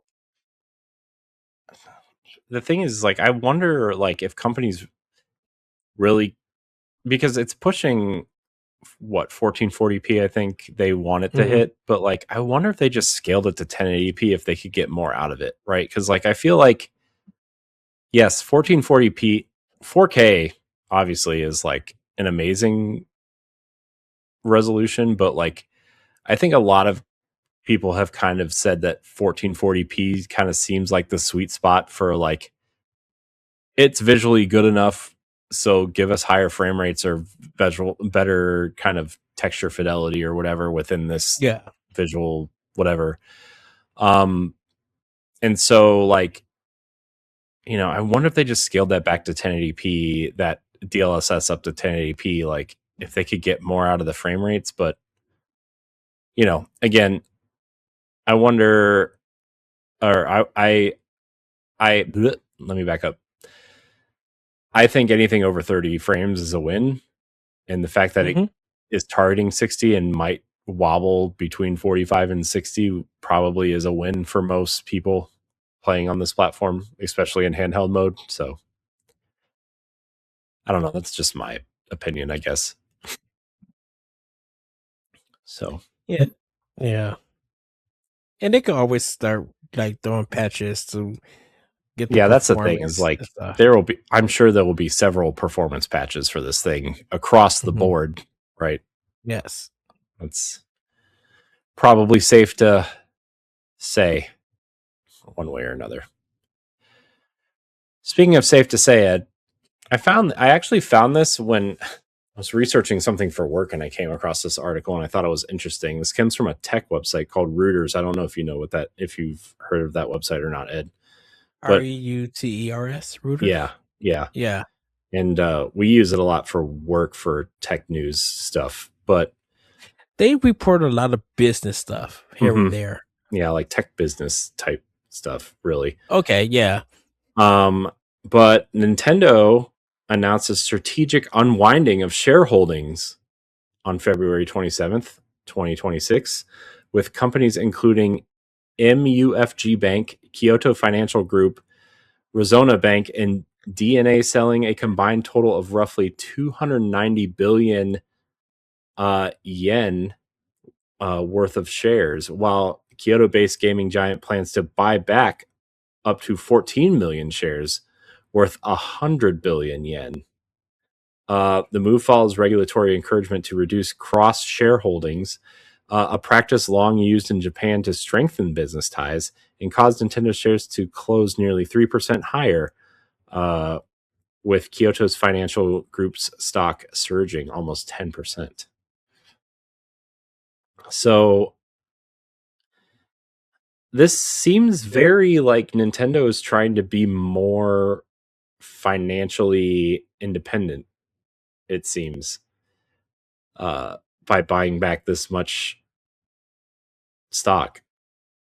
So Nintendo is buying the stock from them. Yeah. That they invested in. They are planning to buy back up to 14 million shares worth 100 billion yen. Yeah. So when they sell gangs and stuff, or a percentage of gangs, yeah, because like Nintendo would keep more of the revenue than they would. Okay. Yeah, because right, I mean that's what investing in these companies. That's when you have shareholders, you have to, when they invest in your company, you have to pay them back a percentage every time you whatever your deal is with them, like you have to pay X amount to them until like their investment is paid off, or like if they're buying shares in your company, then they're invested in you and you have to it's a whole, I'm not smart enough to explain it 100% correctly, but like essentially if they invest in you, you have to pay them back essentially. So Yeah. the fact that they are buying 100 billion yen worth of shares, like that seems like a move for them to be less dependent on these investors and more independent financially, although they'll still have investors, obviously, right? So, and Because it seems like it looks like the way this reads actually is it looks like they have less investors, but those investors are investing more into Nintendo, and then Nintendo is buying more stock back for themselves to be more independent, so they rely on less investors. right. Because So, like I mean, someone much smarter than me could probably explain this much better, definitely, but because definitely with the sale of the Switch and all of those games, like Nintendo, and I think we talked about this and talked about it about being like kind of like the number one company that has a cash flow for them, and because of the Switch, that added more to their cash flow. So with this, they have the money to do that. So if they do get gains and switch to sales more and stuff, the return on them, Nintendo gets to keep and then give to whatever the difference is in the percentage or stock that they hold to everybody else. So that's more money for Nintendo than anybody else. But that's a smart move because of if anything happens to those companies, them selling that stock, they got whatever money they got from Nintendo that they could use to keep their business open. yeah. So good for them. Yeah. Look, financial independence is, more and more these days seems like the better way to be. The DNA shocks me. I'm like, Well, they why? were working with them on that mobile strategy, right? And like, if they're not pushing mobile games all that much anymore, then like, it's probably not worth. Yeah. I mean, the last game they worked on was that new Fire Emblem game that came out like a year ago that nobody talks about, right? So I don't know if that had something to do with it, or if like, it just, I don't know, it is what it is. I guess it wasn't very good. Fire Emblem Heroes is still financially more viable than those, it looks like. So, Dragalia. gosh, yeah, man. It's so funny because that game apparently was like really good and just nobody played it because it was a mobile RPG. Yeah. Oh man, I wonder if they would have stuck that out, if that could have been like their Genshin Impact or something. Pretty much. Everybody was. I know. I was hoping for a Switch port of that mug. I'm like, I'll play this on Switch. I want to play this on mobile. Yeah. Look, man, I have my mobile games, and I've been playing enough Fire And, Emblem for. and then Fire Emblem Heroes just start bringing in Mad Bank. Dude, that game still brings in like hundreds of millions of dollars a month. Almost the money it brings in every week. Dude, it's nuts. The thing is too is like you look at how much things cost compared to other mobile games, and it's like the stuff doesn't cost that, like, because it's a free to play game. So like, but like nothing costs like it doesn't cost like a terrible amount of money to like buy like an arm and a orbs or leg. whatever, right? Yeah. Like some games will charge you like $100 for their biggest pack or whatever. I think their biggest pack is like $59.99, which is like the cost of a game, which Right. again, it's a lot of money, but also they have a pack that's $3.99. So like, you're basically buying at your own risk at this point, which is any free to play game. But this one feels less predatory. Plus they have their like monthly pass that you can buy and that you get stuff with, and extra, like, I played this morning because there's a new event going on now because the anniversary event's over. So there's a new event. Dude, I probably got, I played through, I probably got 70 orbs for free, which is like, you know, uh, every unlock costs between 4 and 5 orbs. So whatever, I don't know, you do the math, but I mean, that's like what's 8 or 9 characters essentially, like plus like extra stuff. Whoever summer costume. Not. No, there's no. It's no. The event that's going on right now is the it's a 3 houses thing going on right now, but like all the characters they're selling are like the emblem versions of the 3 houses character. It's like I don't know what's going on, but I imagine there will be a Fortune's Weave character event going on soon because of the game coming out. Yes. So that's exciting for me and no one else I talk to, but don't worry, I will be playing Fortune's Weave and not the mobile game. I think we'll all be playing Fortune's Weave. Dude, I cannot wait for Fortune's Weave, dude. I'm just like, who is going? Dude, I'm so excited, but I'm trying not to burn myself out on Fire Emblem before then. I agree, but it's just like, who's going to be our iconic queen? Who's going to be our like legendary girl in that game? I mean, and that me because I mean, look, we'll find her. Oh, we will. Well, here's the thing. I know people have already hailed some of these characters as like their waifus for the game or whatever. Mm-hmm. Like, I'm trying to stay, except for that initial trailer, I'm really trying to stay media blackout on this game. Well, except for like a Nintendo Direct, if we have to watch it, like cover it. I'm not looking up anything people are talking about. I'm not looking up anything. This is the thing. After that trailer drop, Corey, Nancy went silent. It's always been silent. We've been talking about it, but we're just waiting for the Nintendo Direct because we want to see more. Mm-hmm. And we're just thinking that okay, they're gonna go full in and drop some more info. After that trailer came out, it went straight silent. Good. To the point where, because everybody was just like, okay, let me play engaged. Let me go to 3 houses. I'm just like, yeah, throw in 3 hopes. Go play 3 hopes. Go get your life with Shaz. Yeah, girl. I mean, man, I wish that she was in the main game, but it's a different story for a different day, I guess. Yes. Anyways, what were we talking about? Oh, Nintendo financials. Yeah. All right. Let's. How do we even get on that? Oh, we were talking about the DNA partnership. Yeah. DNA leading us to Fire Emblem, which that's too. Yeah. Man, dude, I'm so addicted to that game. I gotta stop playing it. I'm like really addicted to it. I can't stop playing it. All right, Ed, let's head in the pack watch. Ed's frozen. Yes. Watch.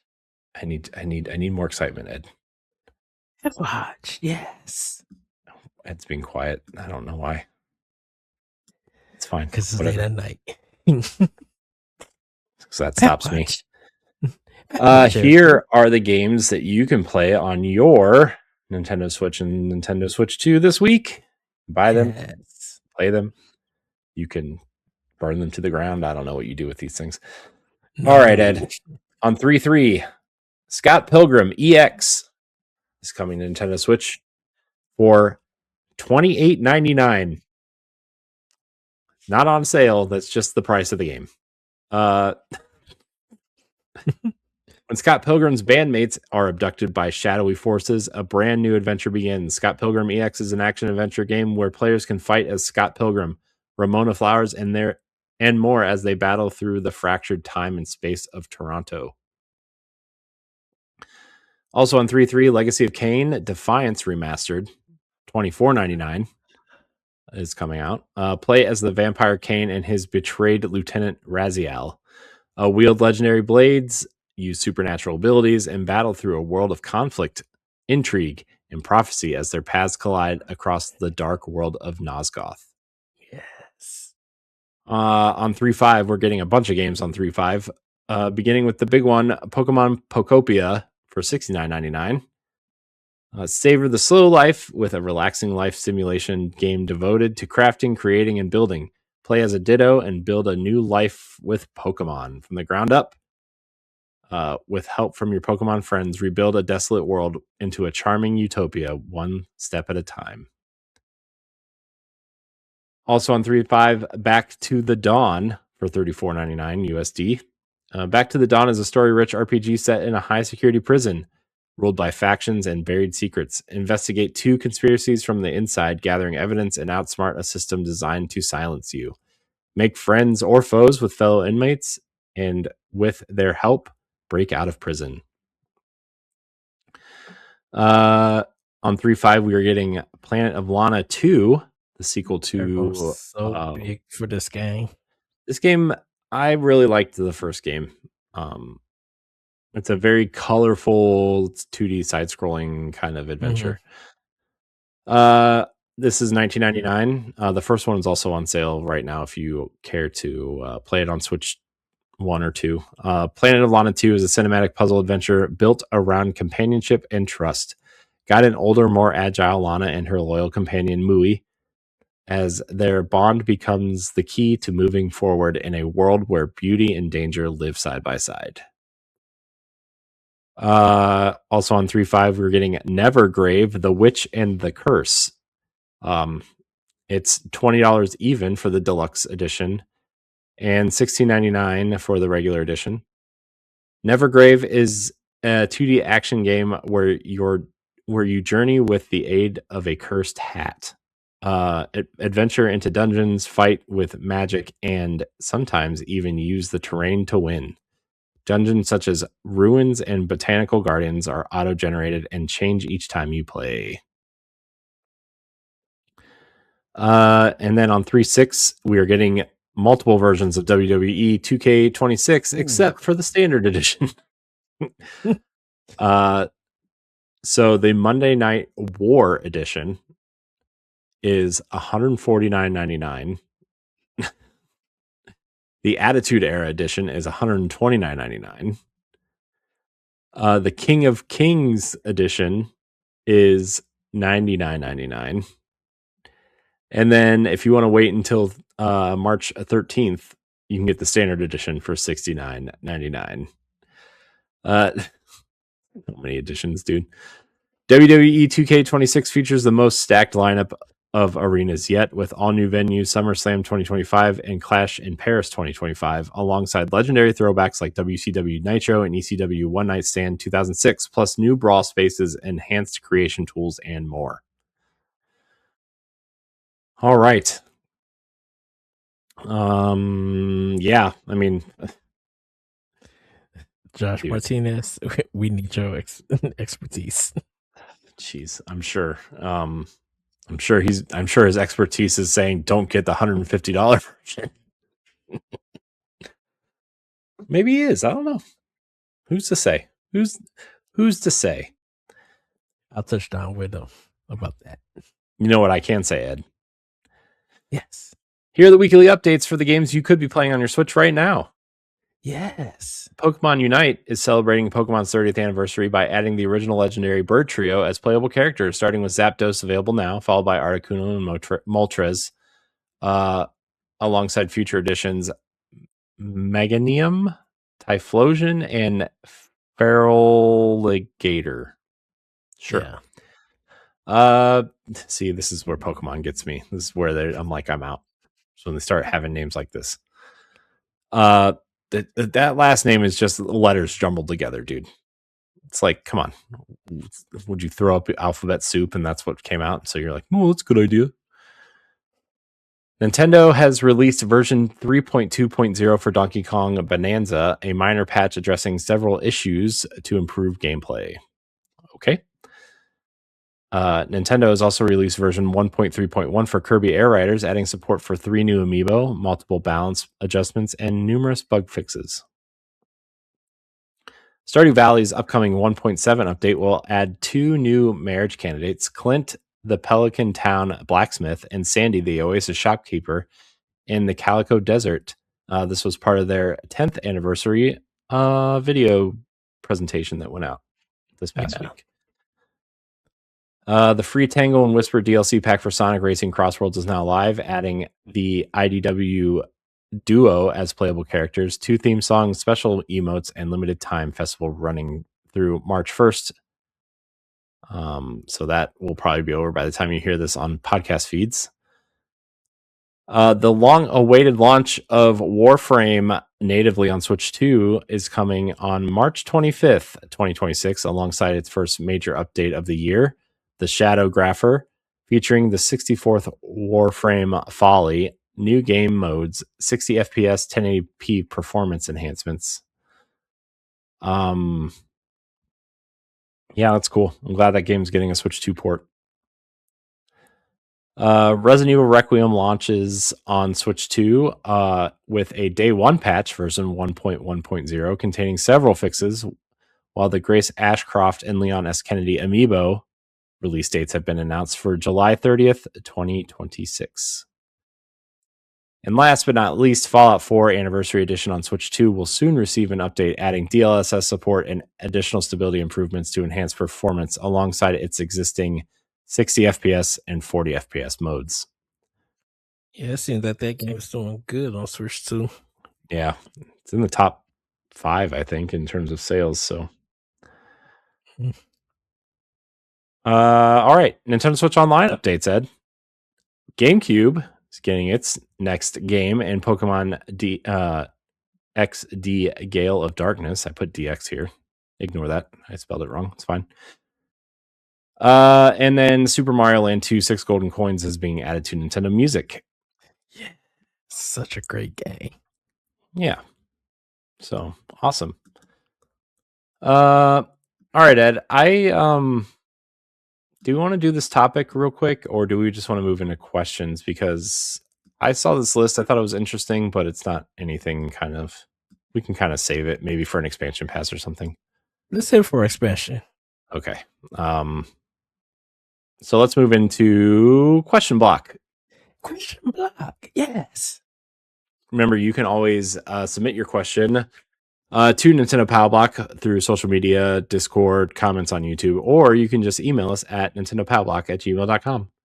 The email address is in the show description, so you can just click it and send it. Try to make it as easy as possible for you to send us questions. Like Sam Hall did via YouTube. He says, "Hey guys, I have a question about the recent Pokemon Presents presentation. Why do you think they pushed the mainline games out to 2027? Do you think we'll have a major Pokemon release for the holidays this year? Or do you think there's so much Pokemon to go around that this will be safe either way for Nintendo? Thanks." So I answered this question earlier in the show, but because of Game Freak doing Beast of Reincarnation, they want to focus more on that, getting their game out. And I think with so much Pokemon stuff coming out, there's no need or rush to put out a new Pokemon game. They don't need to Call of Duty it or anything. Or Mega Man it from the NES days. They can really take their time with this game and make sure that since they're focusing on one console now, a more powerful console, they'll be able to work the ins and outs with that. They want to take their time with that. But like for a Game Freak, it's Beast of Reincarnation, because don't forget they're doing, I think PC is included, but right now Xbox and PlayStation 5. They want to make sure that their own game that they're publishing and releasing is good and right and really focused. Even if they have to delay it, they want to make sure that that game comes out and they don't have any hiccups. Because I'm like, if Beast of Reincarnation have problems, everybody's gonna be questioning about Game Freak and their development, which really lead their questions into Pokemon waves and stuff and win. So I think right now it's Game Freak's time.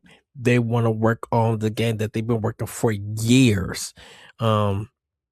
they want to put out their first. I think this is their first original IP, or there may be the second one that they want to do. No, actually, third. Timbo the Elephant was Game Freak, right? Or was that different? No, that was them.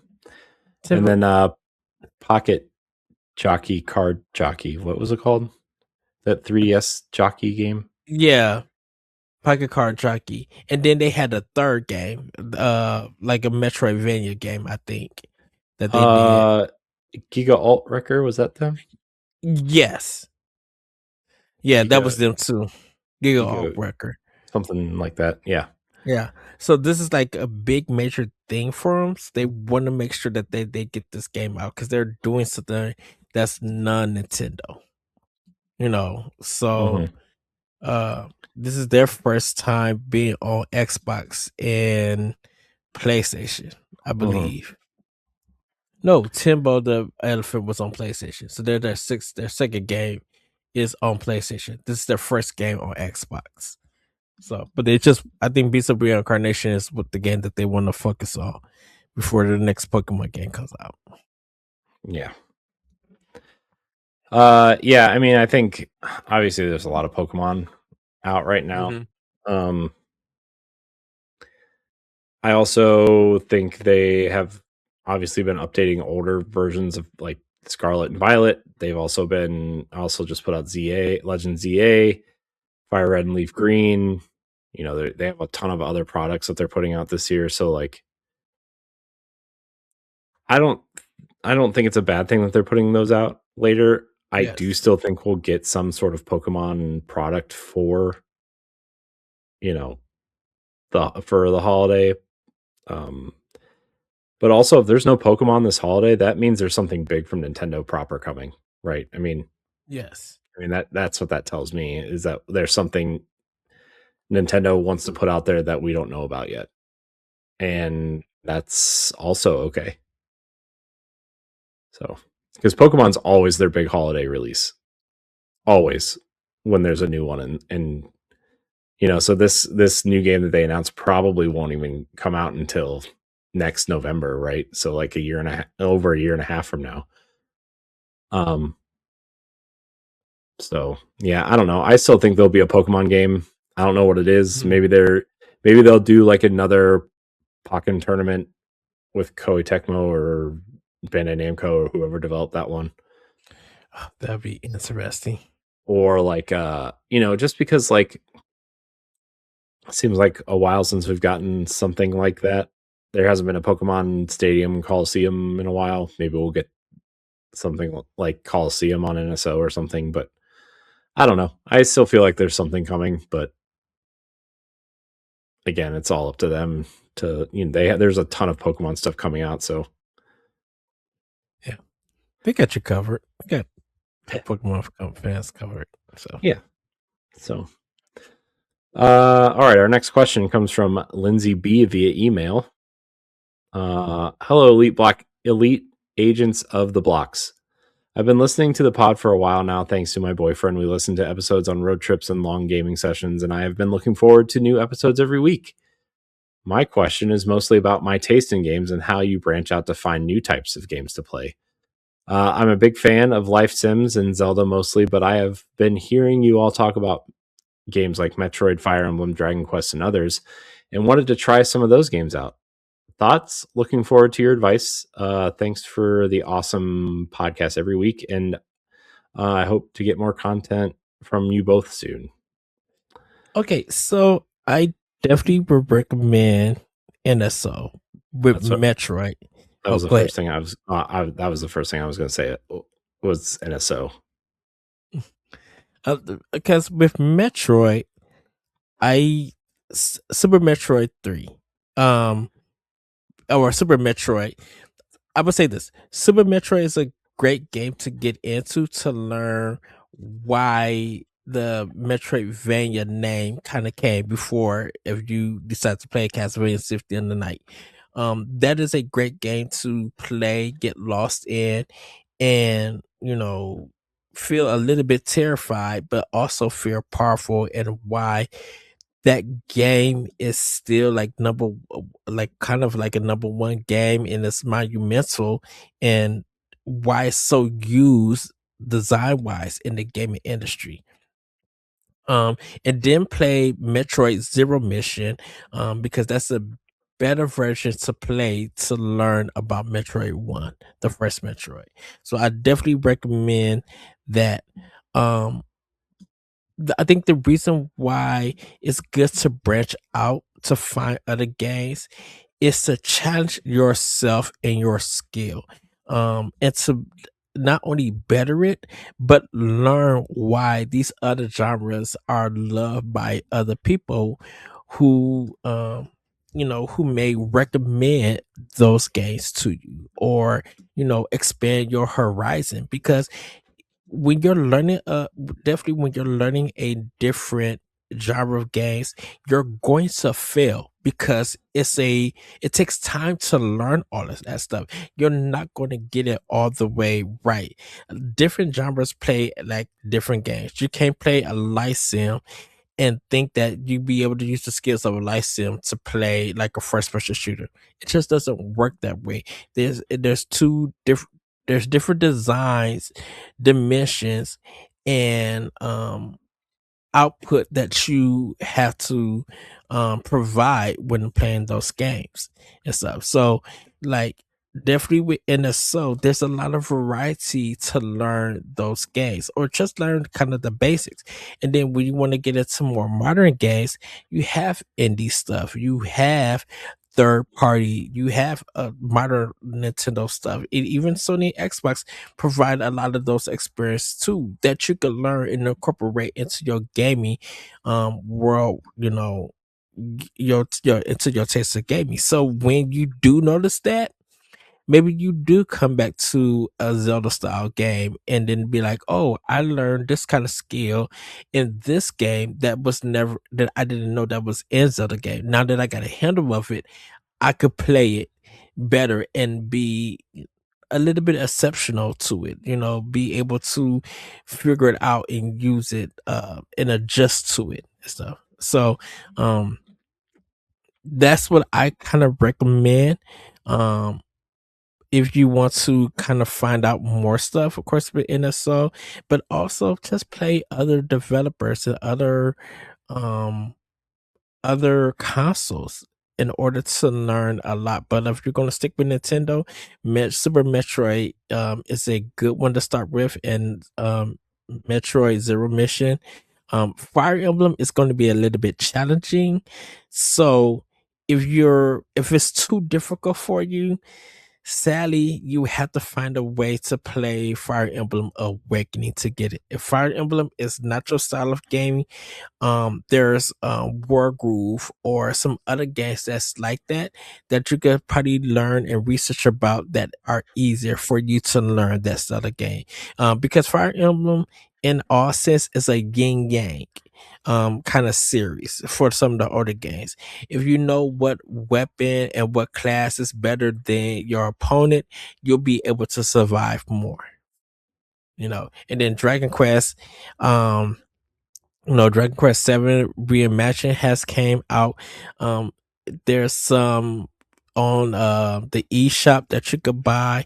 Like they kind of like remade 1, 2, and 3. Even though they do have 1, 2, 3 as a remake that Square Enix did. There's like mobile versions too, if there's budget reasons for it. So if you want to get into those games, because Dragon Quest is going to take a little bit longer, you have to grind in those games. So, um, I would say definitely try NSO, and then yeah, try other consoles, and if you are able to, try some indies, whether they're cheap and not AI slop, but if they are good quality games, um, try them out too. Corey. Yeah, I mean, I'm gonna take a little bit of a different approach than you did. Mhm. I would say, like, if there's a franchise that interests you and you don't want to spend a lot of money, obviously, like, I'm just gonna use Fire Emblem as an example because it's a there's a lot of great ways to start into that franchise that teach you a lot, without actually breaking the bank. I would say, like, if you don't have a 3DS, it's funny because like 3DSs are like, if you don't have one, buying one, like, they cost so much money now for some reason. I mean, I think they're pretty easy to hack at this point, but like, That's if you have a unbelievable. 3DS, like, Fire Emblem Awakening is still only like 20 or $25, $30 if you can find it new on like Amazon, or, you know, if you have a local retro game store that you go to, I'm sure it's cheap too there. But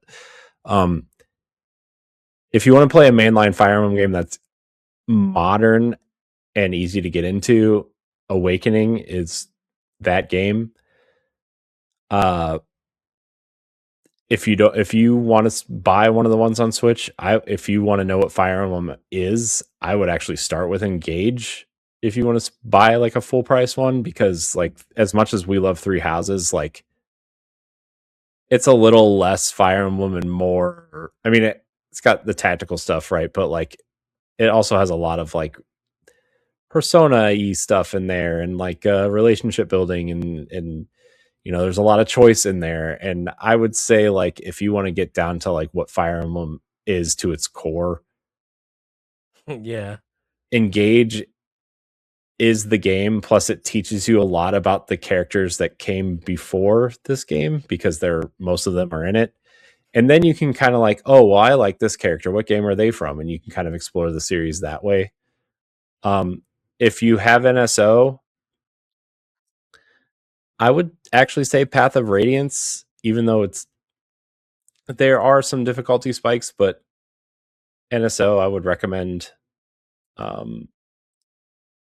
would recommend Path of Radiance on the GameCube NSO. The Game Boy Advance ones are they're fine. Like, they're good. I mean, it's a good game, but like, I would never recommend anybody start with the Game Boy Advance ones at this point, when there are so many others that do a lot of quality of life things better, right? Like, in my opinion, the two to start, if you have to start on an NSO, Path of Radiance would be the one I would start with.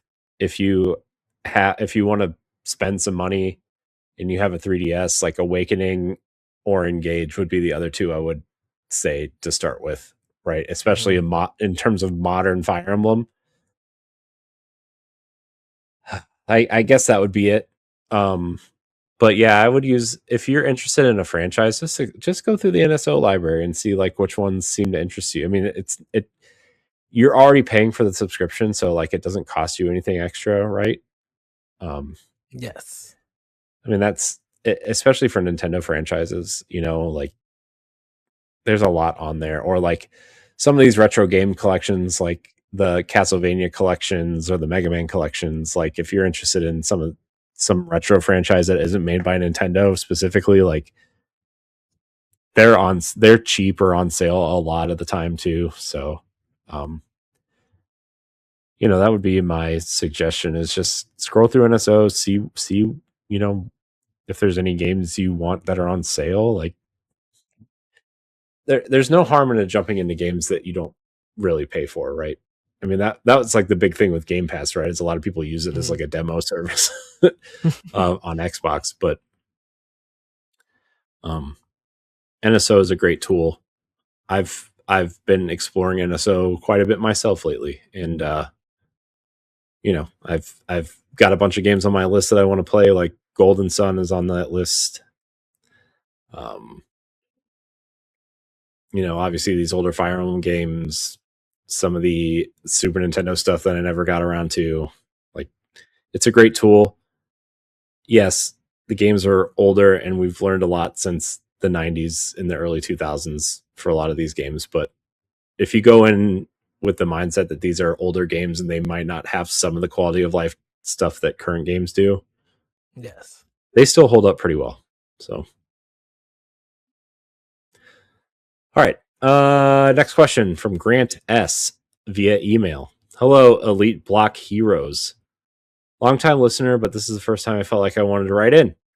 I'm a huge Zelda fan, and being in my late 30s, I feel that Zelda is more popular than ever. Do you think that we will get some sort of Zelda game this year at all? I know you've talked about the possibility of remakes, remasters, 2D games, etc. But I thought that they would acknowledge the anniversary by now. Looking forward to your thoughts. Thanks for the awesome show. Nintendo. So acknowledging some of their anniversaries is a wishy-washy thing because like Nintendo really doesn't do that really for any of their games.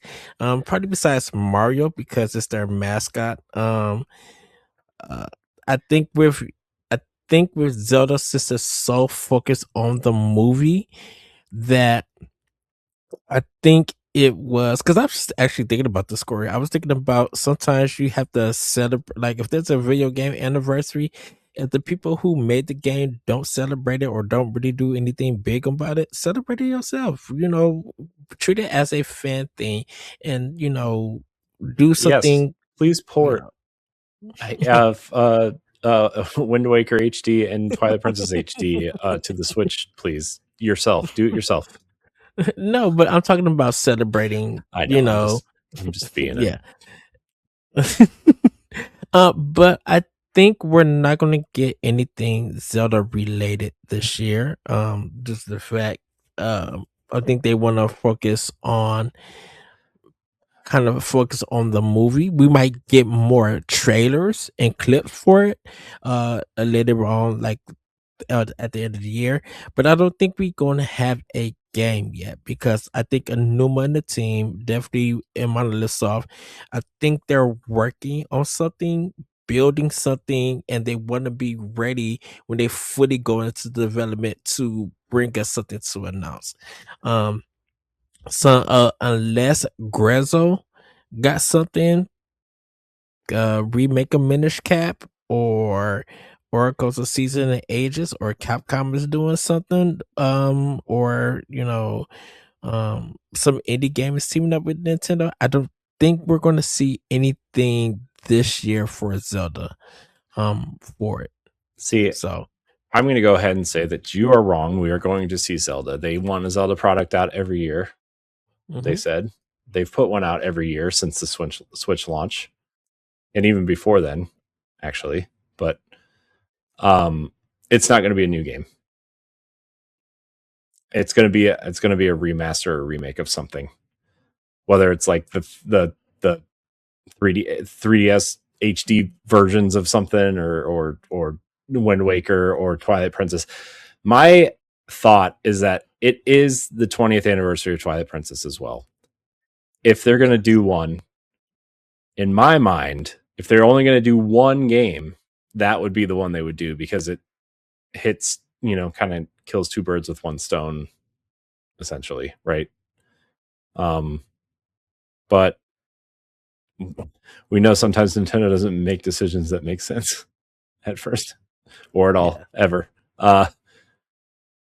But it's we'll get some sort of Zelda product this year.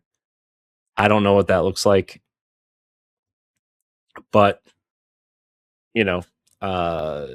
it's not going to be a new game, and if it is a new game, it's not going to be the AAA Tears of the Kingdom follow-up that you're expecting or that you want, right? So my guess is that they're going to Mario Galaxy us, right, and like give us a port of something, which I'm fine with. I'm totally fine with that, because we did get Breath of the Wild and Tears of the Kingdom and Hyrule Warriors Age of Imprisonment last year, right? All Switch 2 versions of those games. So, I'm fine with not getting a massive 3D game, but something would something to at least acknowledge that, right? Like Metroid also, right? Like I know Metroid is not a big seller for Nintendo. I know we just got Metroid Prime 4, but like even putting Metroid Prime 2 and 3 out on NSO at some point would be nice, or like HD remasters of those at some point would be nice, even if they're just digital at first, and then they sell a trilogy later for $60 or $80 or whatever they want to sell it for. But I don't know. That's my opinion. And Kid Icarus also has a big anniversary this year too, by the way, everybody. For those, 2 games they acknowledge and one that's like stuck on the Game Boy.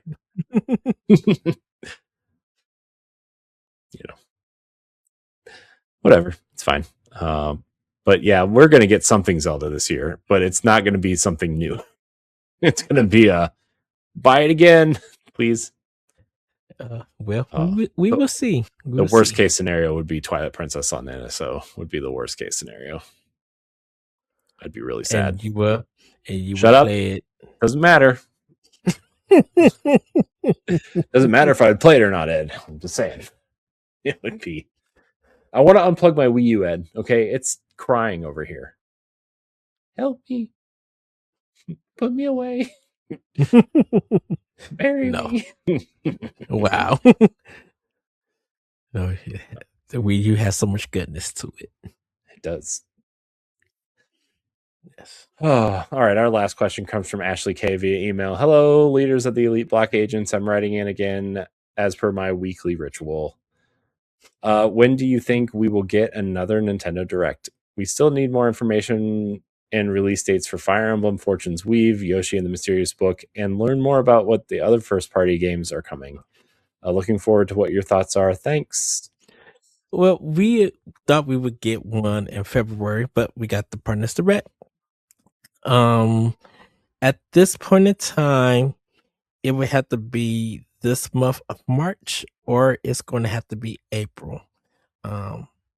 I know Nintendo has been doing their own kind of little announcements here on Twitter and the Nintendo app, so it kind of feels like they're moving away from Nintendo Direct, but I don't think that is the case. Hopefully, they show it this month, like me and Corey said at the beginning of the show. If they happen to show it like on a Thursday, a week before we go to PAX East, that would be awesome. We'll cover it. Hopefully we get a chance to play those games. Hopefully they bring it to PAX East if that happens. If not, then hopefully we get something in April. If not April, we probably won't get nothing until June. Man, June seems so far away, dude. Yeah.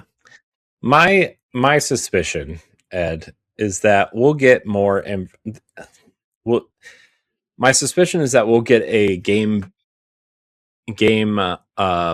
specific direct for Fire Emblem. Mm-hmm. We'll get Yoshi information trickled out. Maybe they'll do like another Treehouse thing, right, for both those games. Yes, because that Treehouse thing was surprising. I'm shocked that they did that, but yeah, it's been a year since they did Treehouse Live or anything Treehouse related. But I imagine the Fire Emblem one will be a game specific one because I don't know how much they have to show right now, to be honest with you. I mean, unless they do like a big direct for like Zelda, right? Because like I'm sure they're going to want to show, if that movie's coming out next year, they're going to want to show a trailer at some point. Or like, I know they showed off the images in the app, but like they're going to want to show a trailer,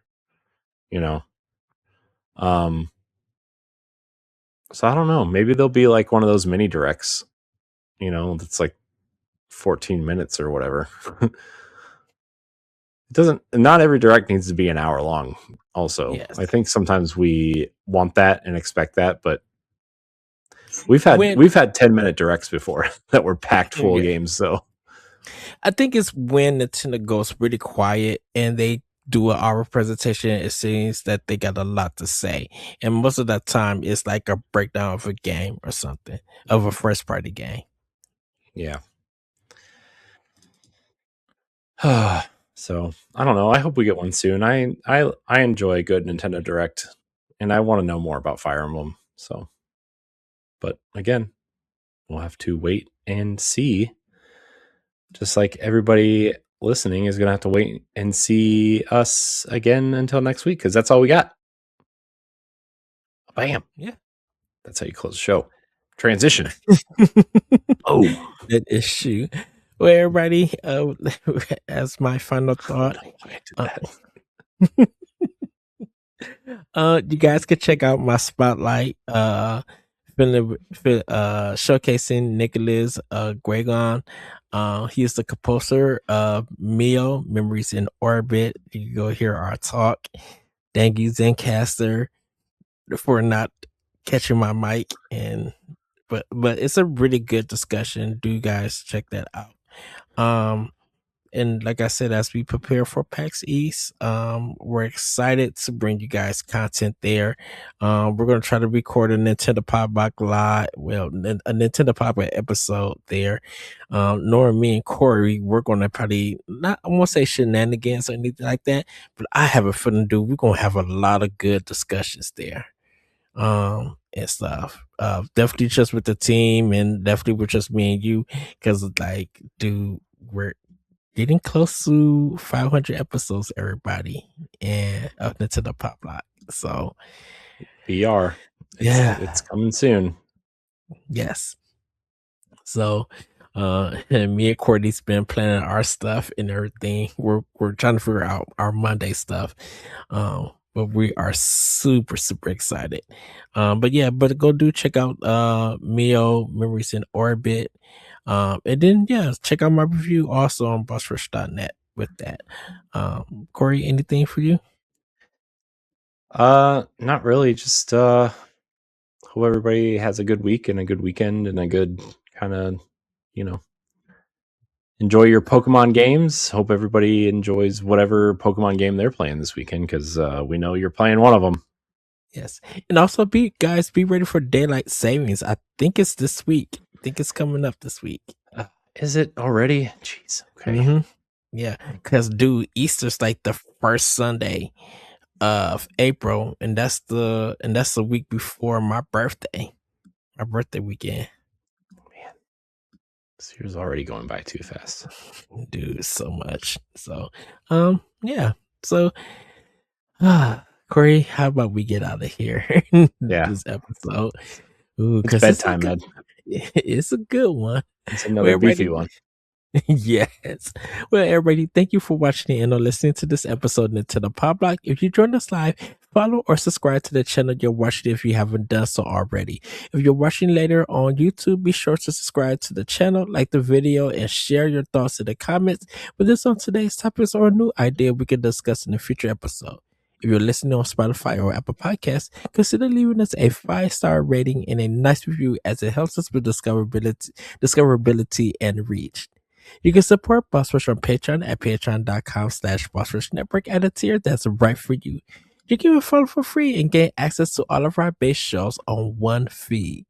Want to thank you, Nick, and thank you also Chitta Chat in the comments. But yes, Nick, hopefully you can come on Boss Rush or even Expansion Pass with the guys to talk about Marathon. We would love to hear your thoughts also.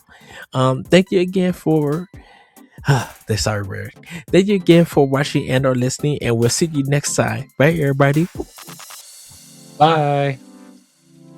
If you want to see how you can become a Patreon producer, head on over to patreon.com/BossRushNetwork.